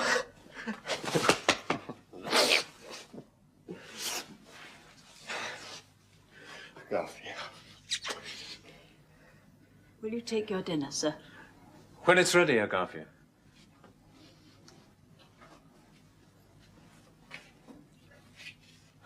So, you've got my letter about the money due to you.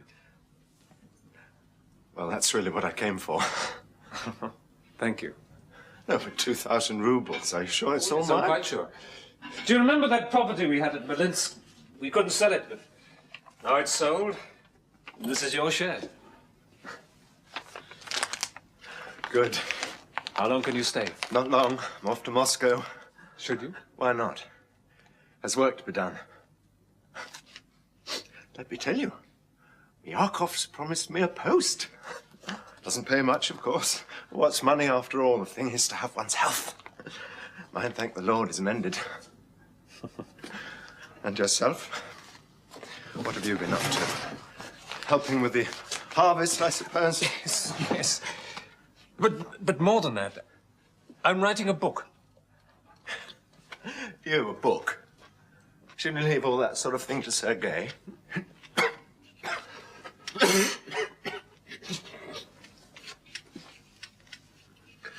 What's it all about? This book? It's a new scheme for Russian agriculture. God in heaven. I'm trying to set down as a theory what I've started in practice here on the estate. A land and profit-sharing scheme for the peasants. And a lot the peasants care. Why'd you bother about them? I'm doing it for my own good. Oh, well, if it's a question of that, one must think of your soul's salvation before anything else. Is that what you're after? No, no. I mean, I'm doing it for my own profit. It's better for me if the peasant works better. And if it's in his own interest... Stuff. If he's lazy, he won't work. If he has a conscience, he will. Black and white, eh? You can't change human nature. Oh, come, you said yourself that Ivan looked after the cattle better than he used to. All I say is you ought to get married. That's what it comes to. Now eat your soup.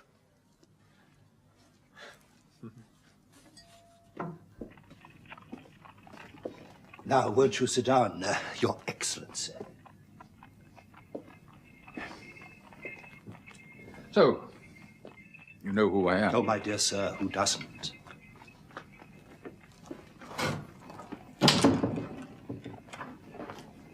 excuse me, ant eggs, you know. I beg your pardon? Ants' eggs. For the fish. They're from the Black Sea. The fish, of course. Always hungry. Now, sir. Before I begin, I must tell you that my business is strictly private. Oh, my dear sir. Very well. I have the misfortune to have been deceived in my marriage. I wish to break off all relations with my wife by legal means. You wish a divorce? Yes. And in such a way that my son does not remain with his mother.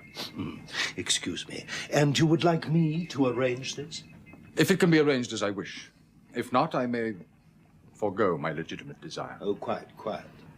Well, I have a general idea on the law on this subject. You would like me to be persuaded? If you would be so good. Delighted. Now, divorce by our laws is possible in the following circumstances. One, a physical defect in either party.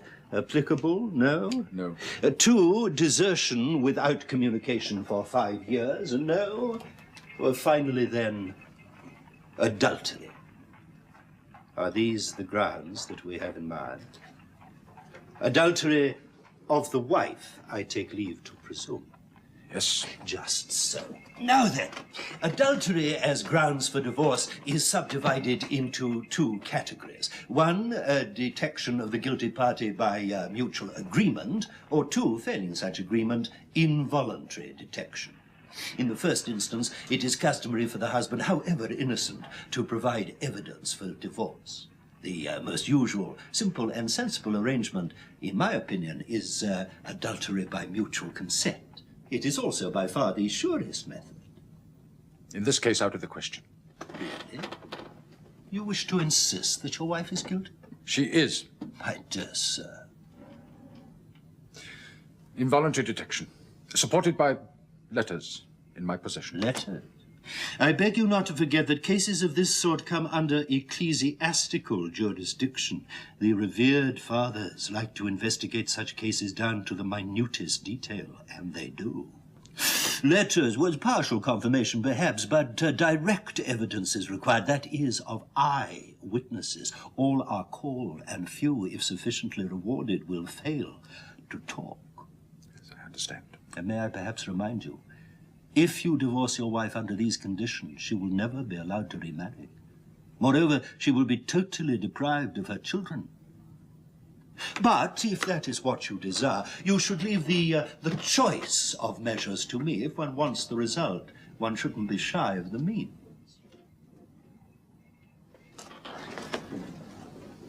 And if these conditions are met, a divorce is possible. Oh, quite. If you give me a free hand.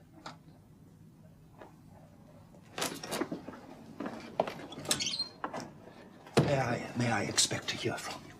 Within the week. I shall write to you. Good. Oh, and let me have your terms. Certainly.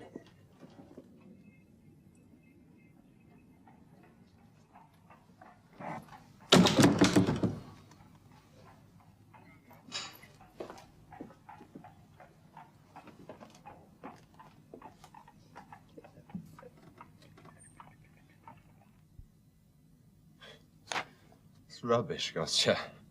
You ought to know that. All you've done is borrow some ideas from the communists. Nonsense. And distort them. You're wrong. Communism denies the right to private property, to inheritance, and to capital. I do not. I regard them as vital stimuli. All I want to do is to regulate labor. Precisely. You've borrowed an idea. You stripped it of all its force. Now you pretend it's something new. I tell you, my idea has nothing to do with... Communism has at least the charm of clarity. It may be utopian, but if one could completely erase the existing system, no private property, no family, then Labour comes into its own, but you have nothing. Why will you persist in mixing things up? I have never been a communist. But I have. I believe it's premature but rational. And it has a future. As Christianity did in the early centuries. No, that religion got to do with it. Don't you even know that? No, all I want to do is to find some way of relating the task of the labourer to his character and his capacity. I want to make labour profitable to myself and to the labourer. Complete waste of time. I want to organise... No, you don't. You want to show that you aren't simply exploiting the peasants, that you have some idea in mind. You have no convictions, none at all. All you're doing is flattering your own self-esteem. If that's what you think, you can leave me alone. And so I shall. High time, too! You can go to the devil your own way. I won't say thank you for the money, because it's mine anyway, but thank you for the vodka and the soup. Oh, for letting me read this appalling trivia. Goodbye! Nikolai. Nikolai, you can't go. You must stay for one night. Not 1 hour. I'm from Moscow. Well, at least some people know what I'm talking about. If I've hurt your feelings... Oh, you want to apologize, do you? Magnanimous, aren't you? Very well. If you want the satisfaction of being on the right, I can let you have that satisfaction. I'm wrong, you're right! No, But I'm going anyway!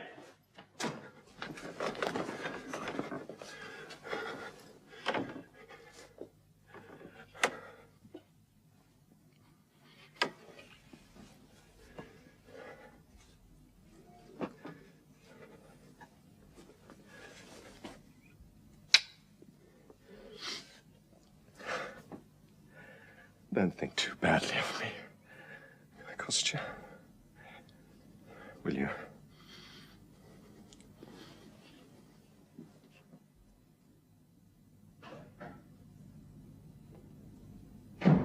What, has he gone? Gone, yes. Whether I'll ever see him again. Oh, you will, sir. You may be sure of that. No, he's dying. He'll be dead before the spring. What can I do for him? What can I do? Some things are best left to God.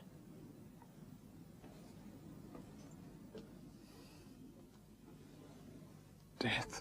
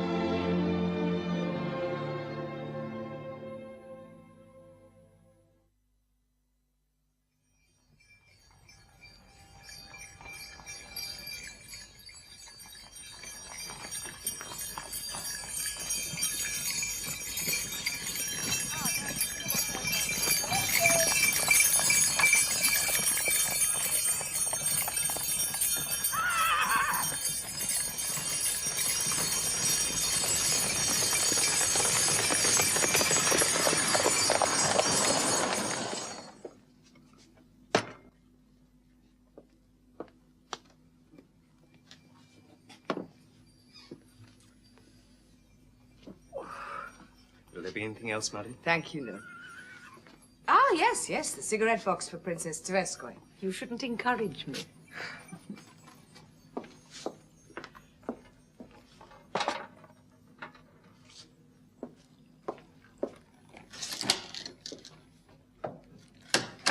you mean to tell me you've heard nothing for 2 whole months? Not a word. Nor have I had any letters from the lawyer that I was threatened with. But that's extraordinary. Do you think he's changed his mind? It would be most unlikely. His sister has written to me twice to tell me that Serioja is well. Serioja himself is permitted to write once a week. His letters are dictated, I'm sure, very carefully. Anna, how can you bear it? Because I must. And really, Betsy, thinking it all over calmly, Calmly? Oh, yes. These days I'm very calm. I've come to realize that my husband has every right on his side. You can't mean that. But I do. It was only when I was with him, in the same room, that I used to be confused. His presence, his physical presence, had become so nauseating to me that I could feel nothing but loathing. That I understand. He's a coward, too. Yes, but he can't help it. Are you saying you feel pity for him? Yes. In a strange way. I have treated him badly. Would you live with him again, if he did change his mind? Oh, never. Then, my dear girl, you have reached an impasse. Shall I tell you what I hear? He's in Moscow, staying at the Hotel Dussault, licking his wounds. What wounds? Well, you remember the famous commission, of course. About the native tribes. Well, yes, I suppose Your so. husband won a brilliant victory in August. The commission was appointed and made its report a week ago. All its findings agreed with his contentions. Well, then. Wait. Count Stremov. Oh, you remember Stremov. Now, wasn't he the man who opposed Alexei when... Exactly. A clever man. Clever man. Well, suddenly he came right over onto your husband's side. Then he went further. He proposed and pushed through some changes so radical that the whole commission was discredited. But then he quietly retired, and your husband got all the blame. Comical, isn't it? Do you think so? Well, I think it's hilarious, like all politics. Mind you, Anna, it's not all over.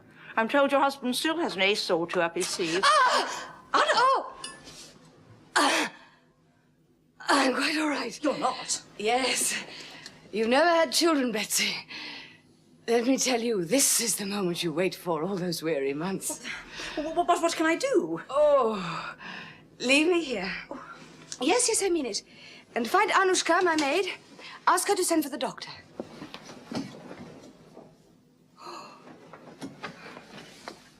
Anna, are you sure? Betsy, please.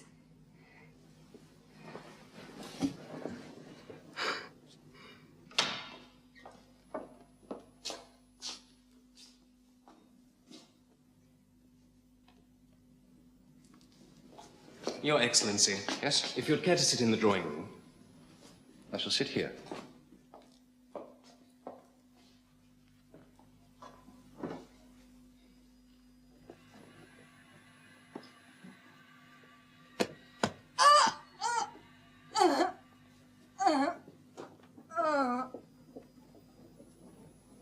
Alexei. Alexei.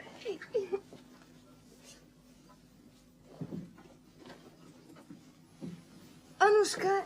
What is it, madam? Oh, poor Anushka. Nothing you can do. No one ever taught you to write.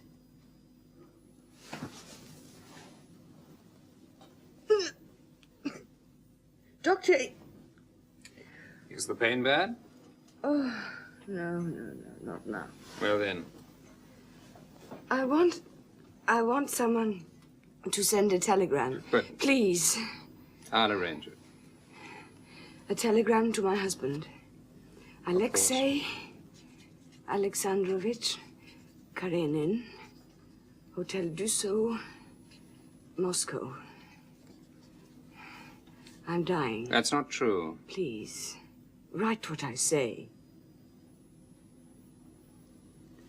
I think you are a friend of Sludin, my husband's private secretary. We are acquainted. But then, nothing I say will surprise you. Right. Very well. I beg you to come at once. I shall die more easily with your forgiveness. Sign it. Anna.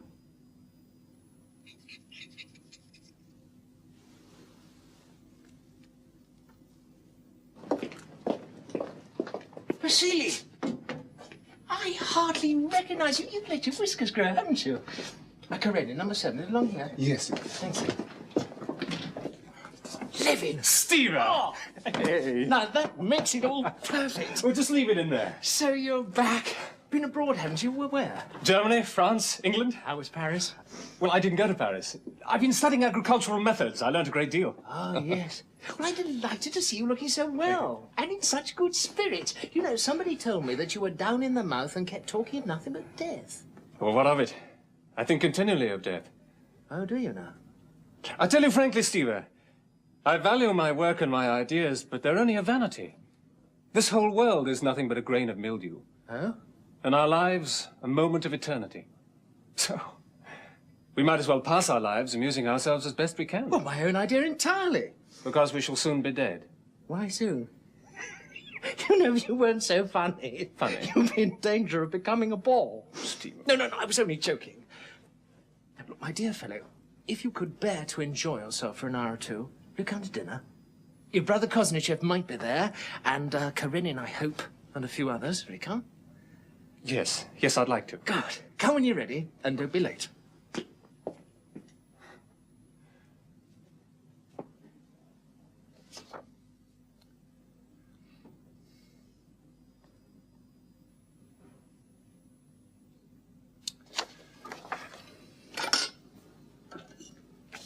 When you get to St. Petersburg tomorrow, don't forget to go and see the Countess Lydia Ivanovna. Give her my note. I shan't forget, sir.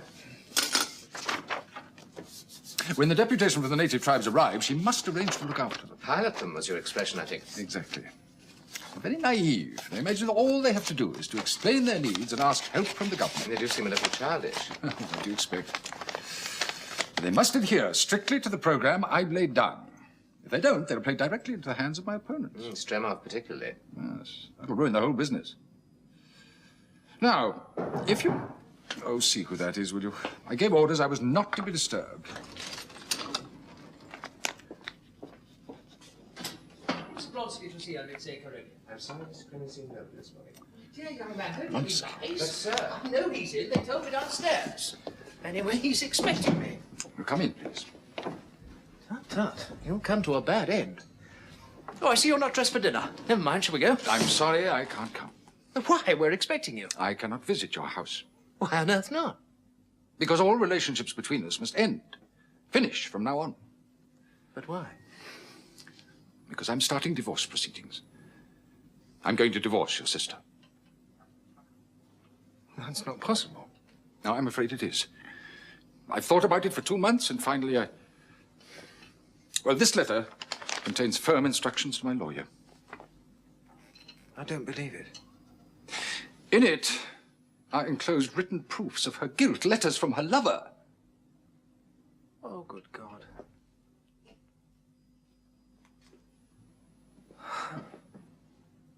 Well, if that's the case... My dear fellow, you sure there's been no misunderstanding? I only wish there were. Karenin, you're a man of principle, first rate. And Anna, well, forgive me, but Anna, I beg you, do nothing in haste. I'm not acting in haste, far from it.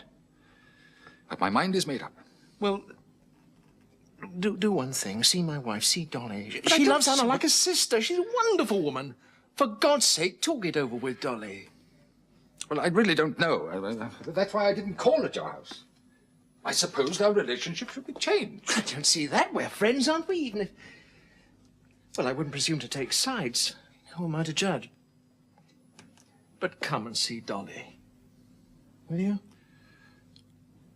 If you wish it so much, yes, I shall come.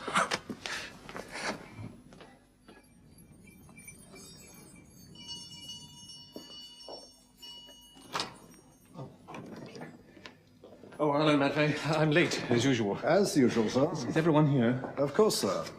Let me take your coat, sir. If I may say so, sir, I'm very relieved to see you. Relieved? Well, sir, when gentlemen go travelling abroad, mixing with foreigners... You mean anything might happen? Exactly, sir. Well, put your mind at rest. Nothing did. Quite true, Petsov, yes. The Poles are not Russians, but now they are part of our nation. They should be Well, russified, so to speak, for their own benefit. Oh, they're quite well indeed, Mamma, yes. But little Grisha had a cough, did you not tell me? Completely cured, Mamma, thank God. So he called for days running sharp at 12. All pink and solemn. My husband was most intrigued. What about you? It was all I could do to keep from laughing out loud.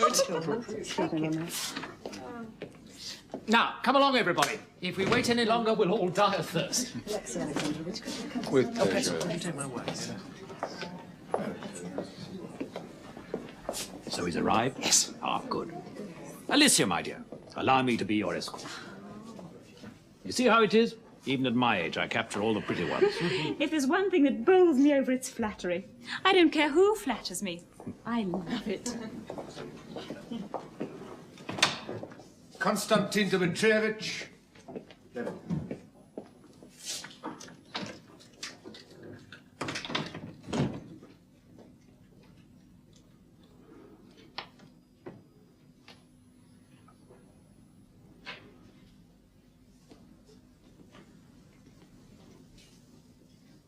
I haven't seen you I was since driving to Yergashova.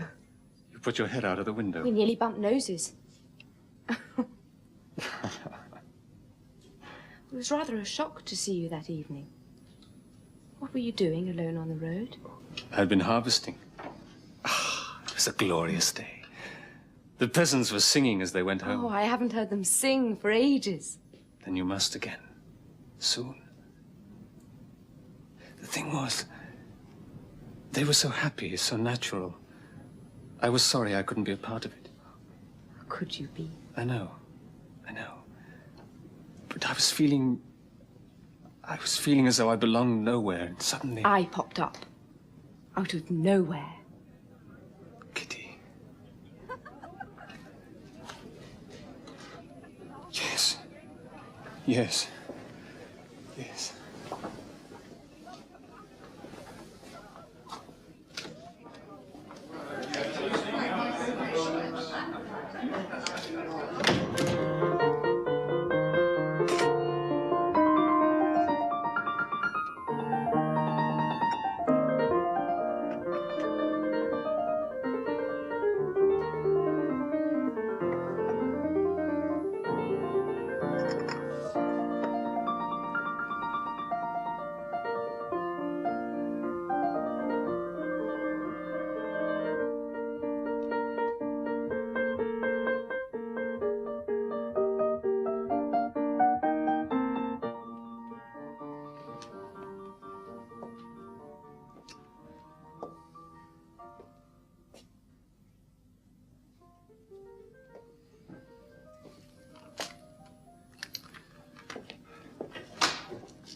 Thank you for waiting. I do so want to speak to you, and we couldn't talk in the drawing room. I have to leave in any case, but I wanted to bid you good night, with my thanks for a pleasant evening. Oh, wait. Forgive me, I have no right, but I love Anna. She's been such a good friend to me. I beg you to tell me what's wrong. What do you accuse her of? But surely Steve has told you. I don't believe it. I can't believe it. But one can't deny facts. What facts? What has she done? Will you insist on details? No. Well, nevertheless, I shall satisfy you. My wife admits her infidelity. Indeed, she boasts of it. Oh, that's not possible. I would give a great deal to have any doubts. While I was in doubt, it was hard, but not as hard as it is now. When I doubted, I could hope. But now there's no hope. And still I doubt everything. I'm in such doubt that often I can't bear to look at my son. Sometimes I don't believe that he is my son. Now, can you imagine what that means? Yes. Yes, I believe I can. So you mean to divorce her? There's nothing else to do. Oh, there must be anything, only not divorce. But you must understand that this trouble isn't like others, like illness or somebody's death. One can't just bear one's cross. It's necessary to act. I see that, and I do sympathize, but divorce? We should be nobody's wife. She'd be lost. At her own choice. Oh, how could any woman choose that? But even so, you're a Christian man. Can you not forgive? I've tried. But I can't. I don't think I'm spiteful. Until now, I've never hated anyone. But I hate her. I hate her with all my soul for what she's done. You could be merciful. Love them that hate you. That is just possible. One can't love those whom one hates. I'm sorry, I didn't want to upset you. But you must realize that it's all over. Good night. Oh.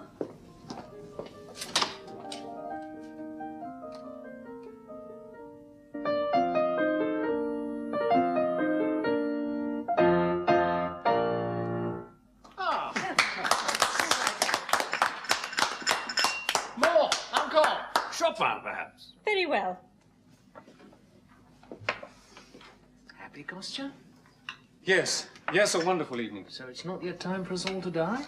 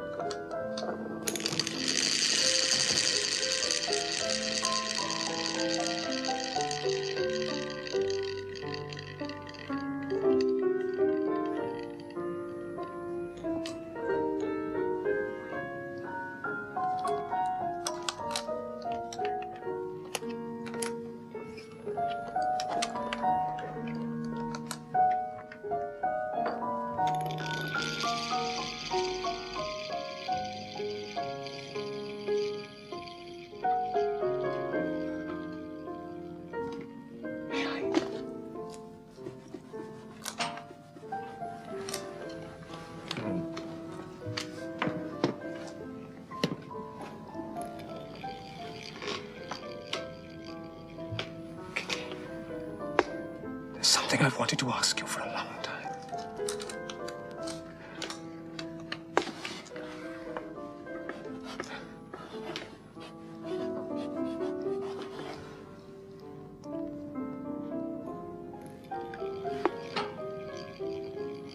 You said it could not be.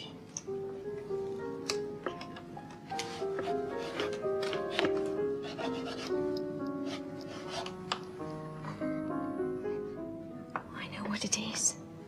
That means never. But it's not true.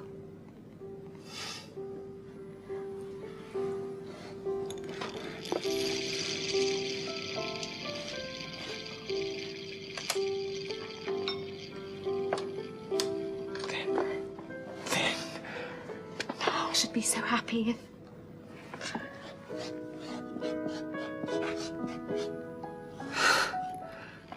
Forget and forgive.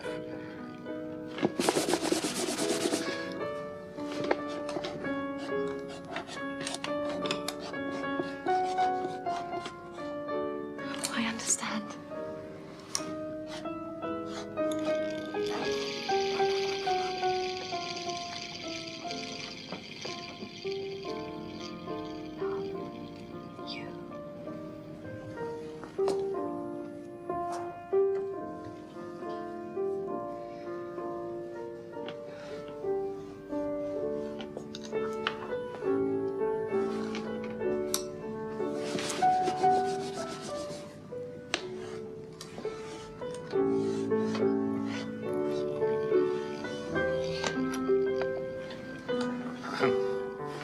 Playing secretary?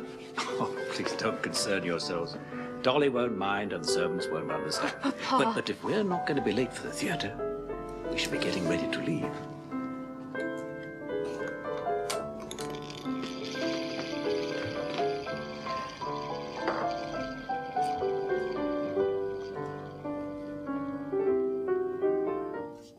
And you opened both telegrams? Was that wrong, sir? I thought of anything urgent. Oh, it's quite right, quite They're right. on the table.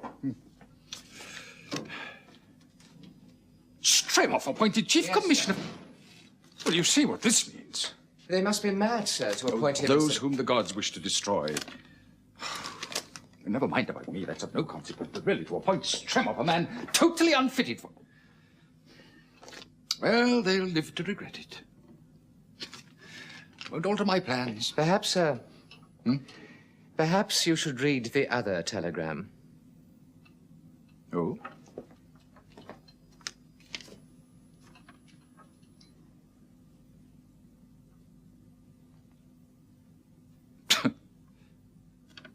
This is a trick. Isn't it? It's a trick. I must say, sir. I suppose it's true. And she is dying. Maybe so. And if she is repentant? Am I in time for the train to Petersburg? You have more than an hour. Very well. Sir, yes. Have you thought? What is it? If it is the confinement and you should be in the house... No, I'm not asked I'm to. sorry, sir, I must speak. Wouldn't your presence legitimize the child? Wouldn't it prevent the divorce?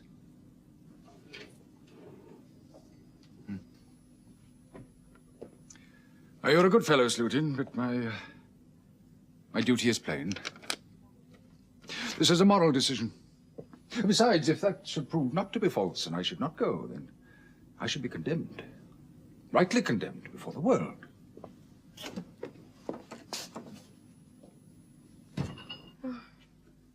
Alexei. Alexei.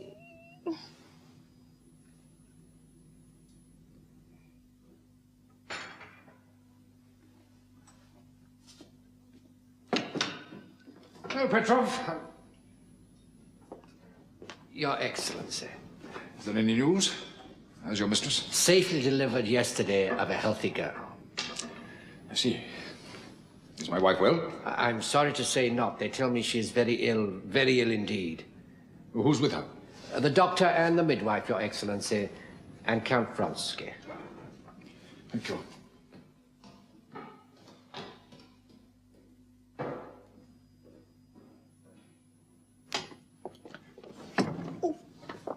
Excuse me, sir, but are you... I'm Karenin. Well, thank God for that. Thank God you've come. She keeps on about you, so she keeps on. One moment, just a moment. She is dying. The doctors say there's no hope at all. Will you let me? I am entirely in your hands. I must do whatever you wish. Will you please let me stay here? Because you see, when Alexei, of course, Alexei Alexandrovich, not Alexei. How strange it is they should both be called him. Yes, it is strange, but somehow it's quite proper and natural. I've always thought that. But he will come to me. I know he'll come. He wouldn't reject me. Not when I beg him to forgive. You see, he's a good man. You don't know how good he is. It's fever, Your Excellency. She's delirious. Seryozha had his dinner? I know they'll forget him. Oh, yes. He must be moved into the corner room. No! No, Walter! I want my baby! But you said Yes. Yes, I know, but... Very well. Let the nurse have her. In fact, it's better, yes. Alexei's coming soon. May hurt him to see her. He has come. He's here. Anna Arkadyevna, look. He's here. Alexei, I knew you wouldn't fail me. There's very little time left. That's why I'm in such a hurry. Because there's no time. I couldn't bear to die without you.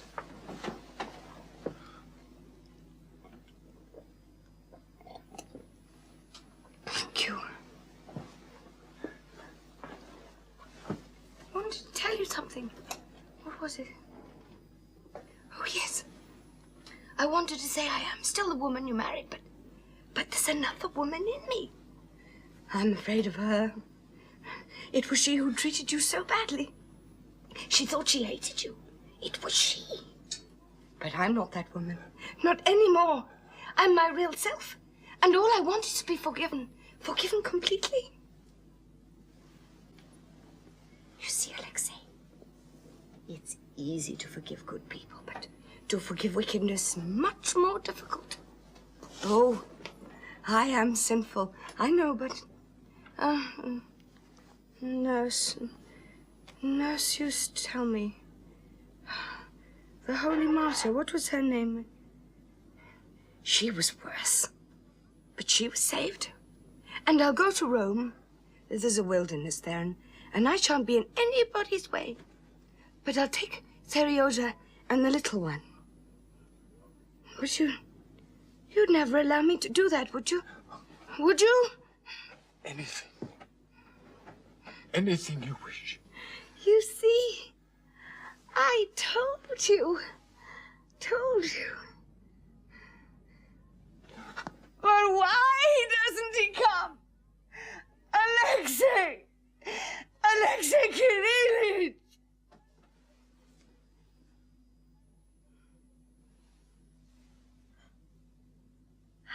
Alexei.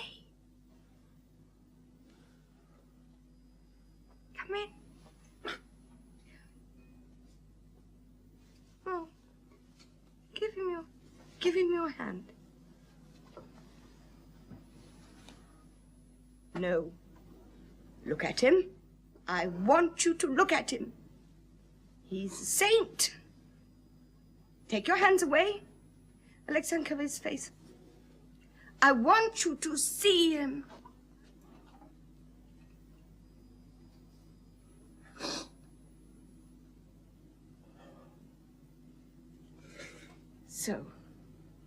So you must forgive each other.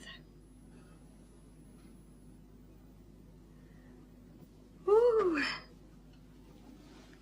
Dream come true. Now everything's done. I'm ready. Just stretch legs a little. Oh, it's good. Horrible curtains. Badly. Flowers drawn. No, not like violets.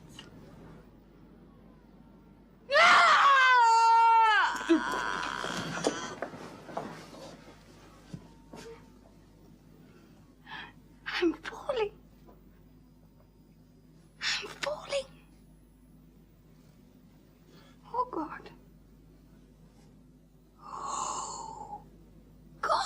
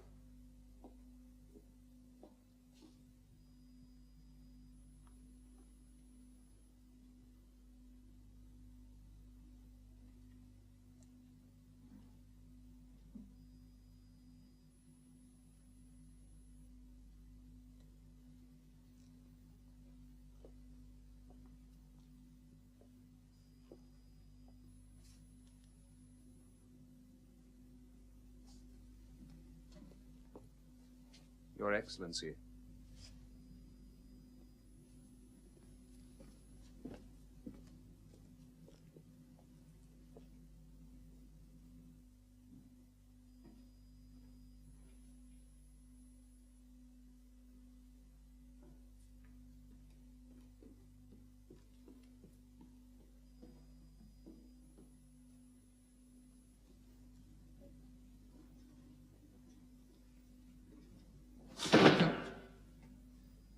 Will you come in here, please?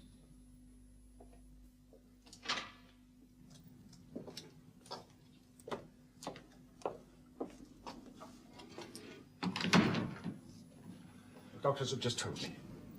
Yes? The fever has gone down. Her temperature is nearly normal.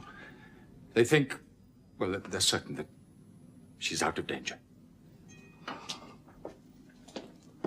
I've seen her myself. She's quiet, sleeping peacefully.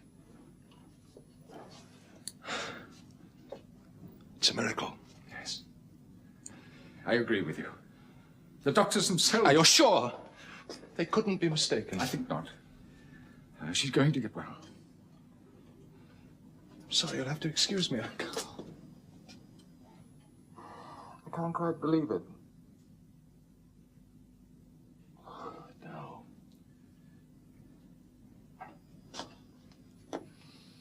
In that room 3 days ago when Anna was dying, she persuaded us to shake hands. You were moved to forgive her and me. Will you shake hands now? Willingly. Thank you. I had better go. No, wait, please.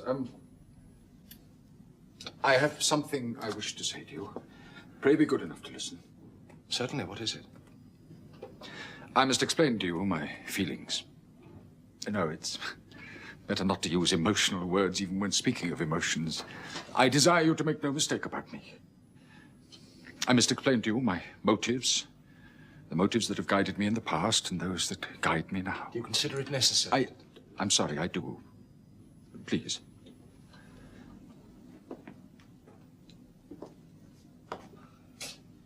You know that I had already decided on a divorce. I knew it was in your mind, yes. Proceedings had already begun. I was not prepared, for many reasons, to submit myself to the deceit and subterfuges of a divorce by arrangement. As an innocent man, I couldn't proclaim myself guilty in the eyes of the world. Nobody in the world would believe that you were. In that case, I should have proclaimed myself a liar. I see. But that was only a part of it. I confess that I wanted to be revenged, both on you and on her. That she should be degraded, banned from remarriage, prevented from ever again seeing her son. I felt that nothing less would satisfy me. In Moscow, when a telegram came, I wouldn't believe in her repentance. She said she was dying. I hoped that she was. But you hoped for that? God forgive me, yes! On my journey here, I hoped to find her dead. Your aversion is very natural. No, you are quite wrong. I was only surprised to find in you such a... Excuse me, such a depth of feeling. Surprised? Oh, yes, I suppose so. But to wish someone dead... No, I don't find it strange. Though for myself, I've never had to meet that situation. I am a soldier, as you know, and soldiers are trained to face death. They are also trained to contemplate the death of their enemies, or rather, the enemies of their country. And for a soldier, they're one and the same. Has that ever occurred to you? No, I don't think so. You see, a soldier has to imagine not only his own death, but the necessity to kill. This is more difficult, but a good soldier learns quickly. You must have thought of Anna as your enemy, as I was. So you wished her to die. It's not so strange. But what astonished me was that you were prepared to forgive. But that's what I wanted you to know.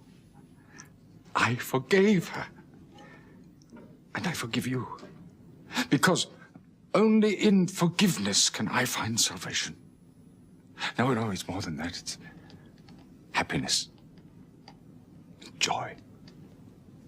Oh, I pray to God not to deprive me of this joy of forgiving. You are making me ashamed. Oh, you must find your own salvation. I know that. My duty is plain. Oh, you can do what you like. Drag my name through the mud, make me the laughingstock of the world, but I shall not forsake her. And I shall never reproach you. I'm bound to stay with her now, and I will. And when she wants to see you,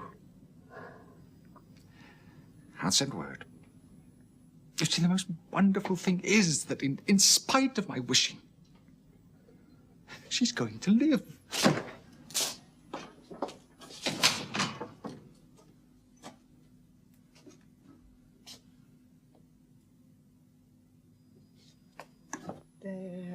There now. Oh, the blessed sweat. There now. All the fever pouring out. I love to see it.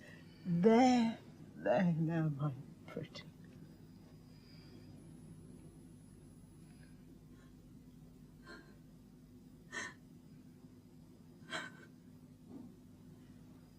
Anushka, have you been crying? Madam. We all thought... So did I. Over now. How is my baby? Very well. Beautiful. A lovely little girl.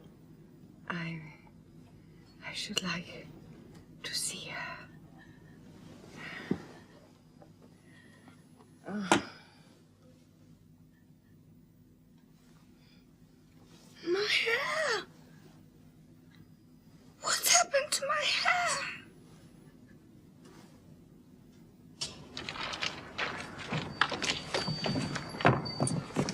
Drive on.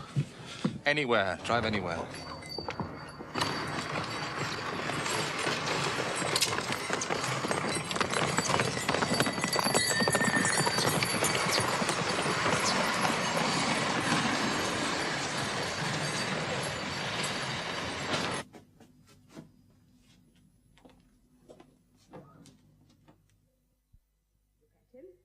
I want you to look at him. He's saint. Oh, you can do what you like.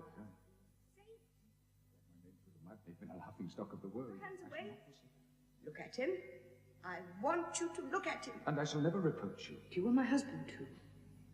And I was explaining. Suddenly it all changed. Alexei.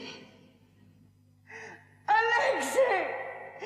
He's a saint. I confess that I wanted to be revenged. He's a saint. I forgave her. I'm falling. And I forgive you. I'm falling. Oh, God. Oh, God. And I forgive you. Look at him. But I shall not forsake her. I want you to look at him. You must find your own salvation. No necessity to kill.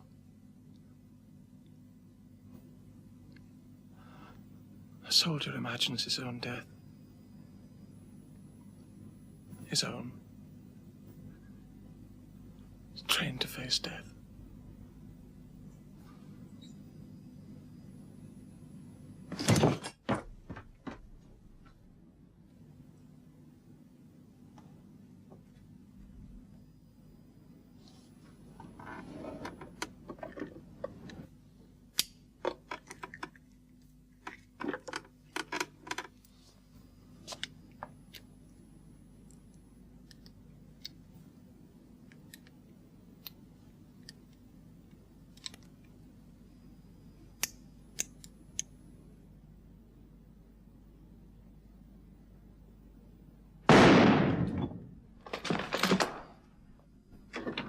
Sir!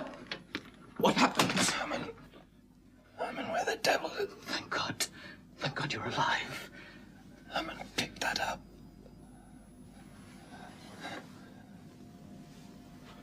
Give it here. No, sir. But I won't.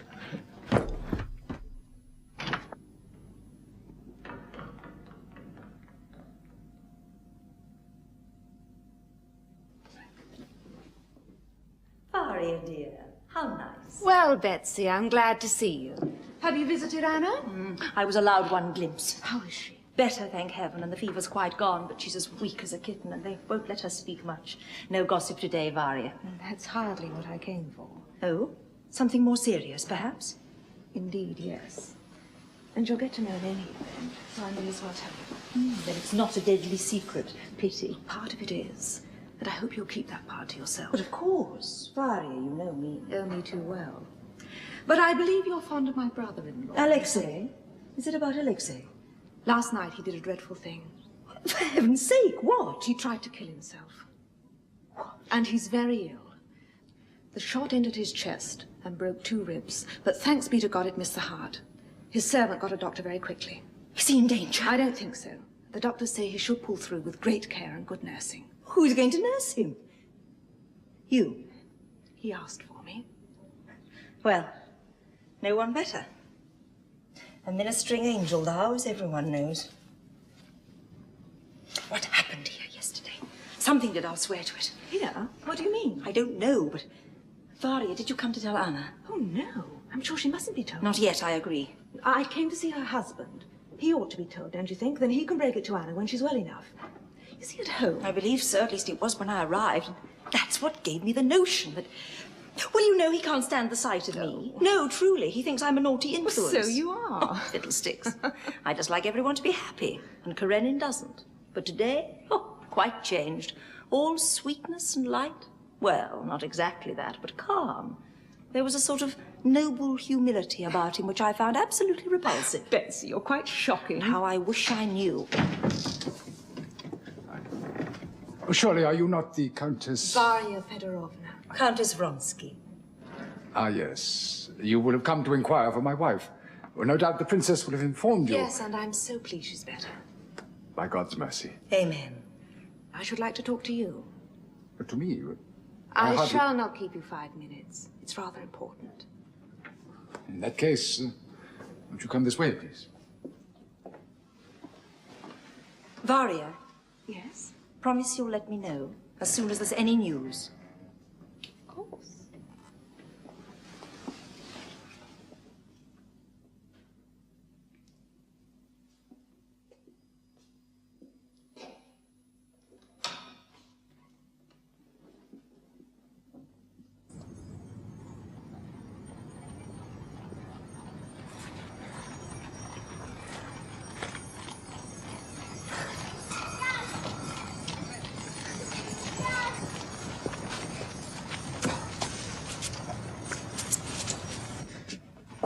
Good morning. Beautiful day. I'll take 2 of these.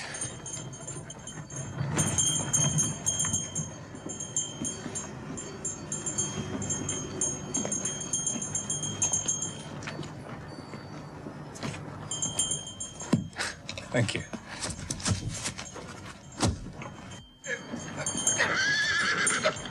Hey! Here you are. 1 each.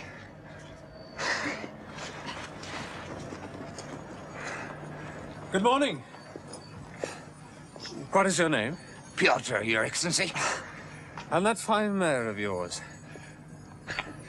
What do you call her? Slippy. Slippy. A good name. Now, Piotr, do you know the house of Prince Sherbatsky in Albert Street? I do, sir. Then I should like to be taken there. If you and Slippy have no objection. None at all, sir. We shall both be proud and honored.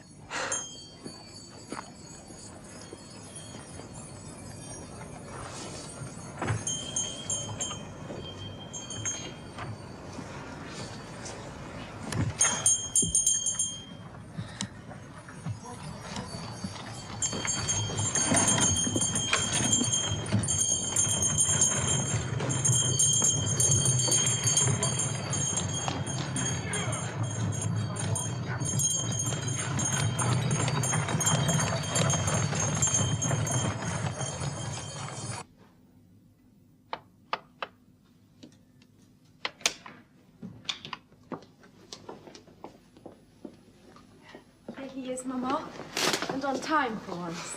Oh, my dear boy. So it's all settled. Oh, I'm so glad. I'm so very glad. for you both. Well, it didn't take you too long to arrange matters. Oh, Kostya, I'd always hoped for this, even when that little featherbrain seemed to be losing her head over... Papa, not one word. All right, facts I won't, I promise. Oh, but I'm so pleased, so pleased. Oh, I'm just a silly old fool, that I am.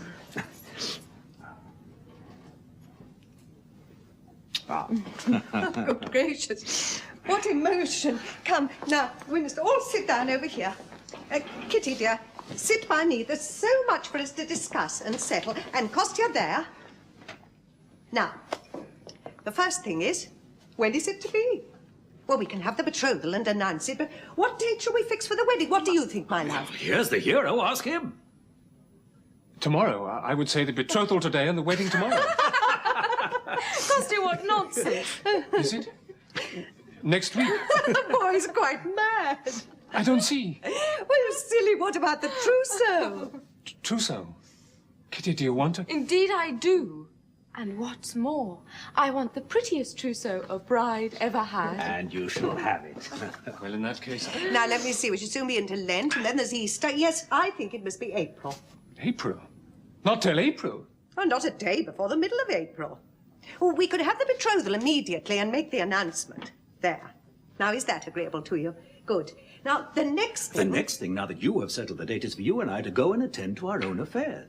Oh, but You can discuss a lot of things in 3 months, eh, Kostya? Yes, yes. Well, come along, then. Yes. You shall talk exclusively to me until dinner time. And today? Well, today I doubt if I shall contradict anything you care to say.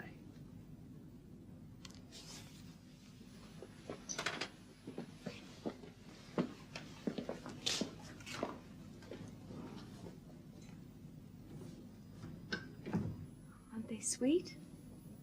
Aren't you glad they're so pleased? They really are the dearest parents. I always knew it'd be like this. I never dared to hope, and yet at the bottom of my heart I was always I certain. believe I was too. Even when I drove my happiness from me, I never loved anyone but you. Never, Kostya.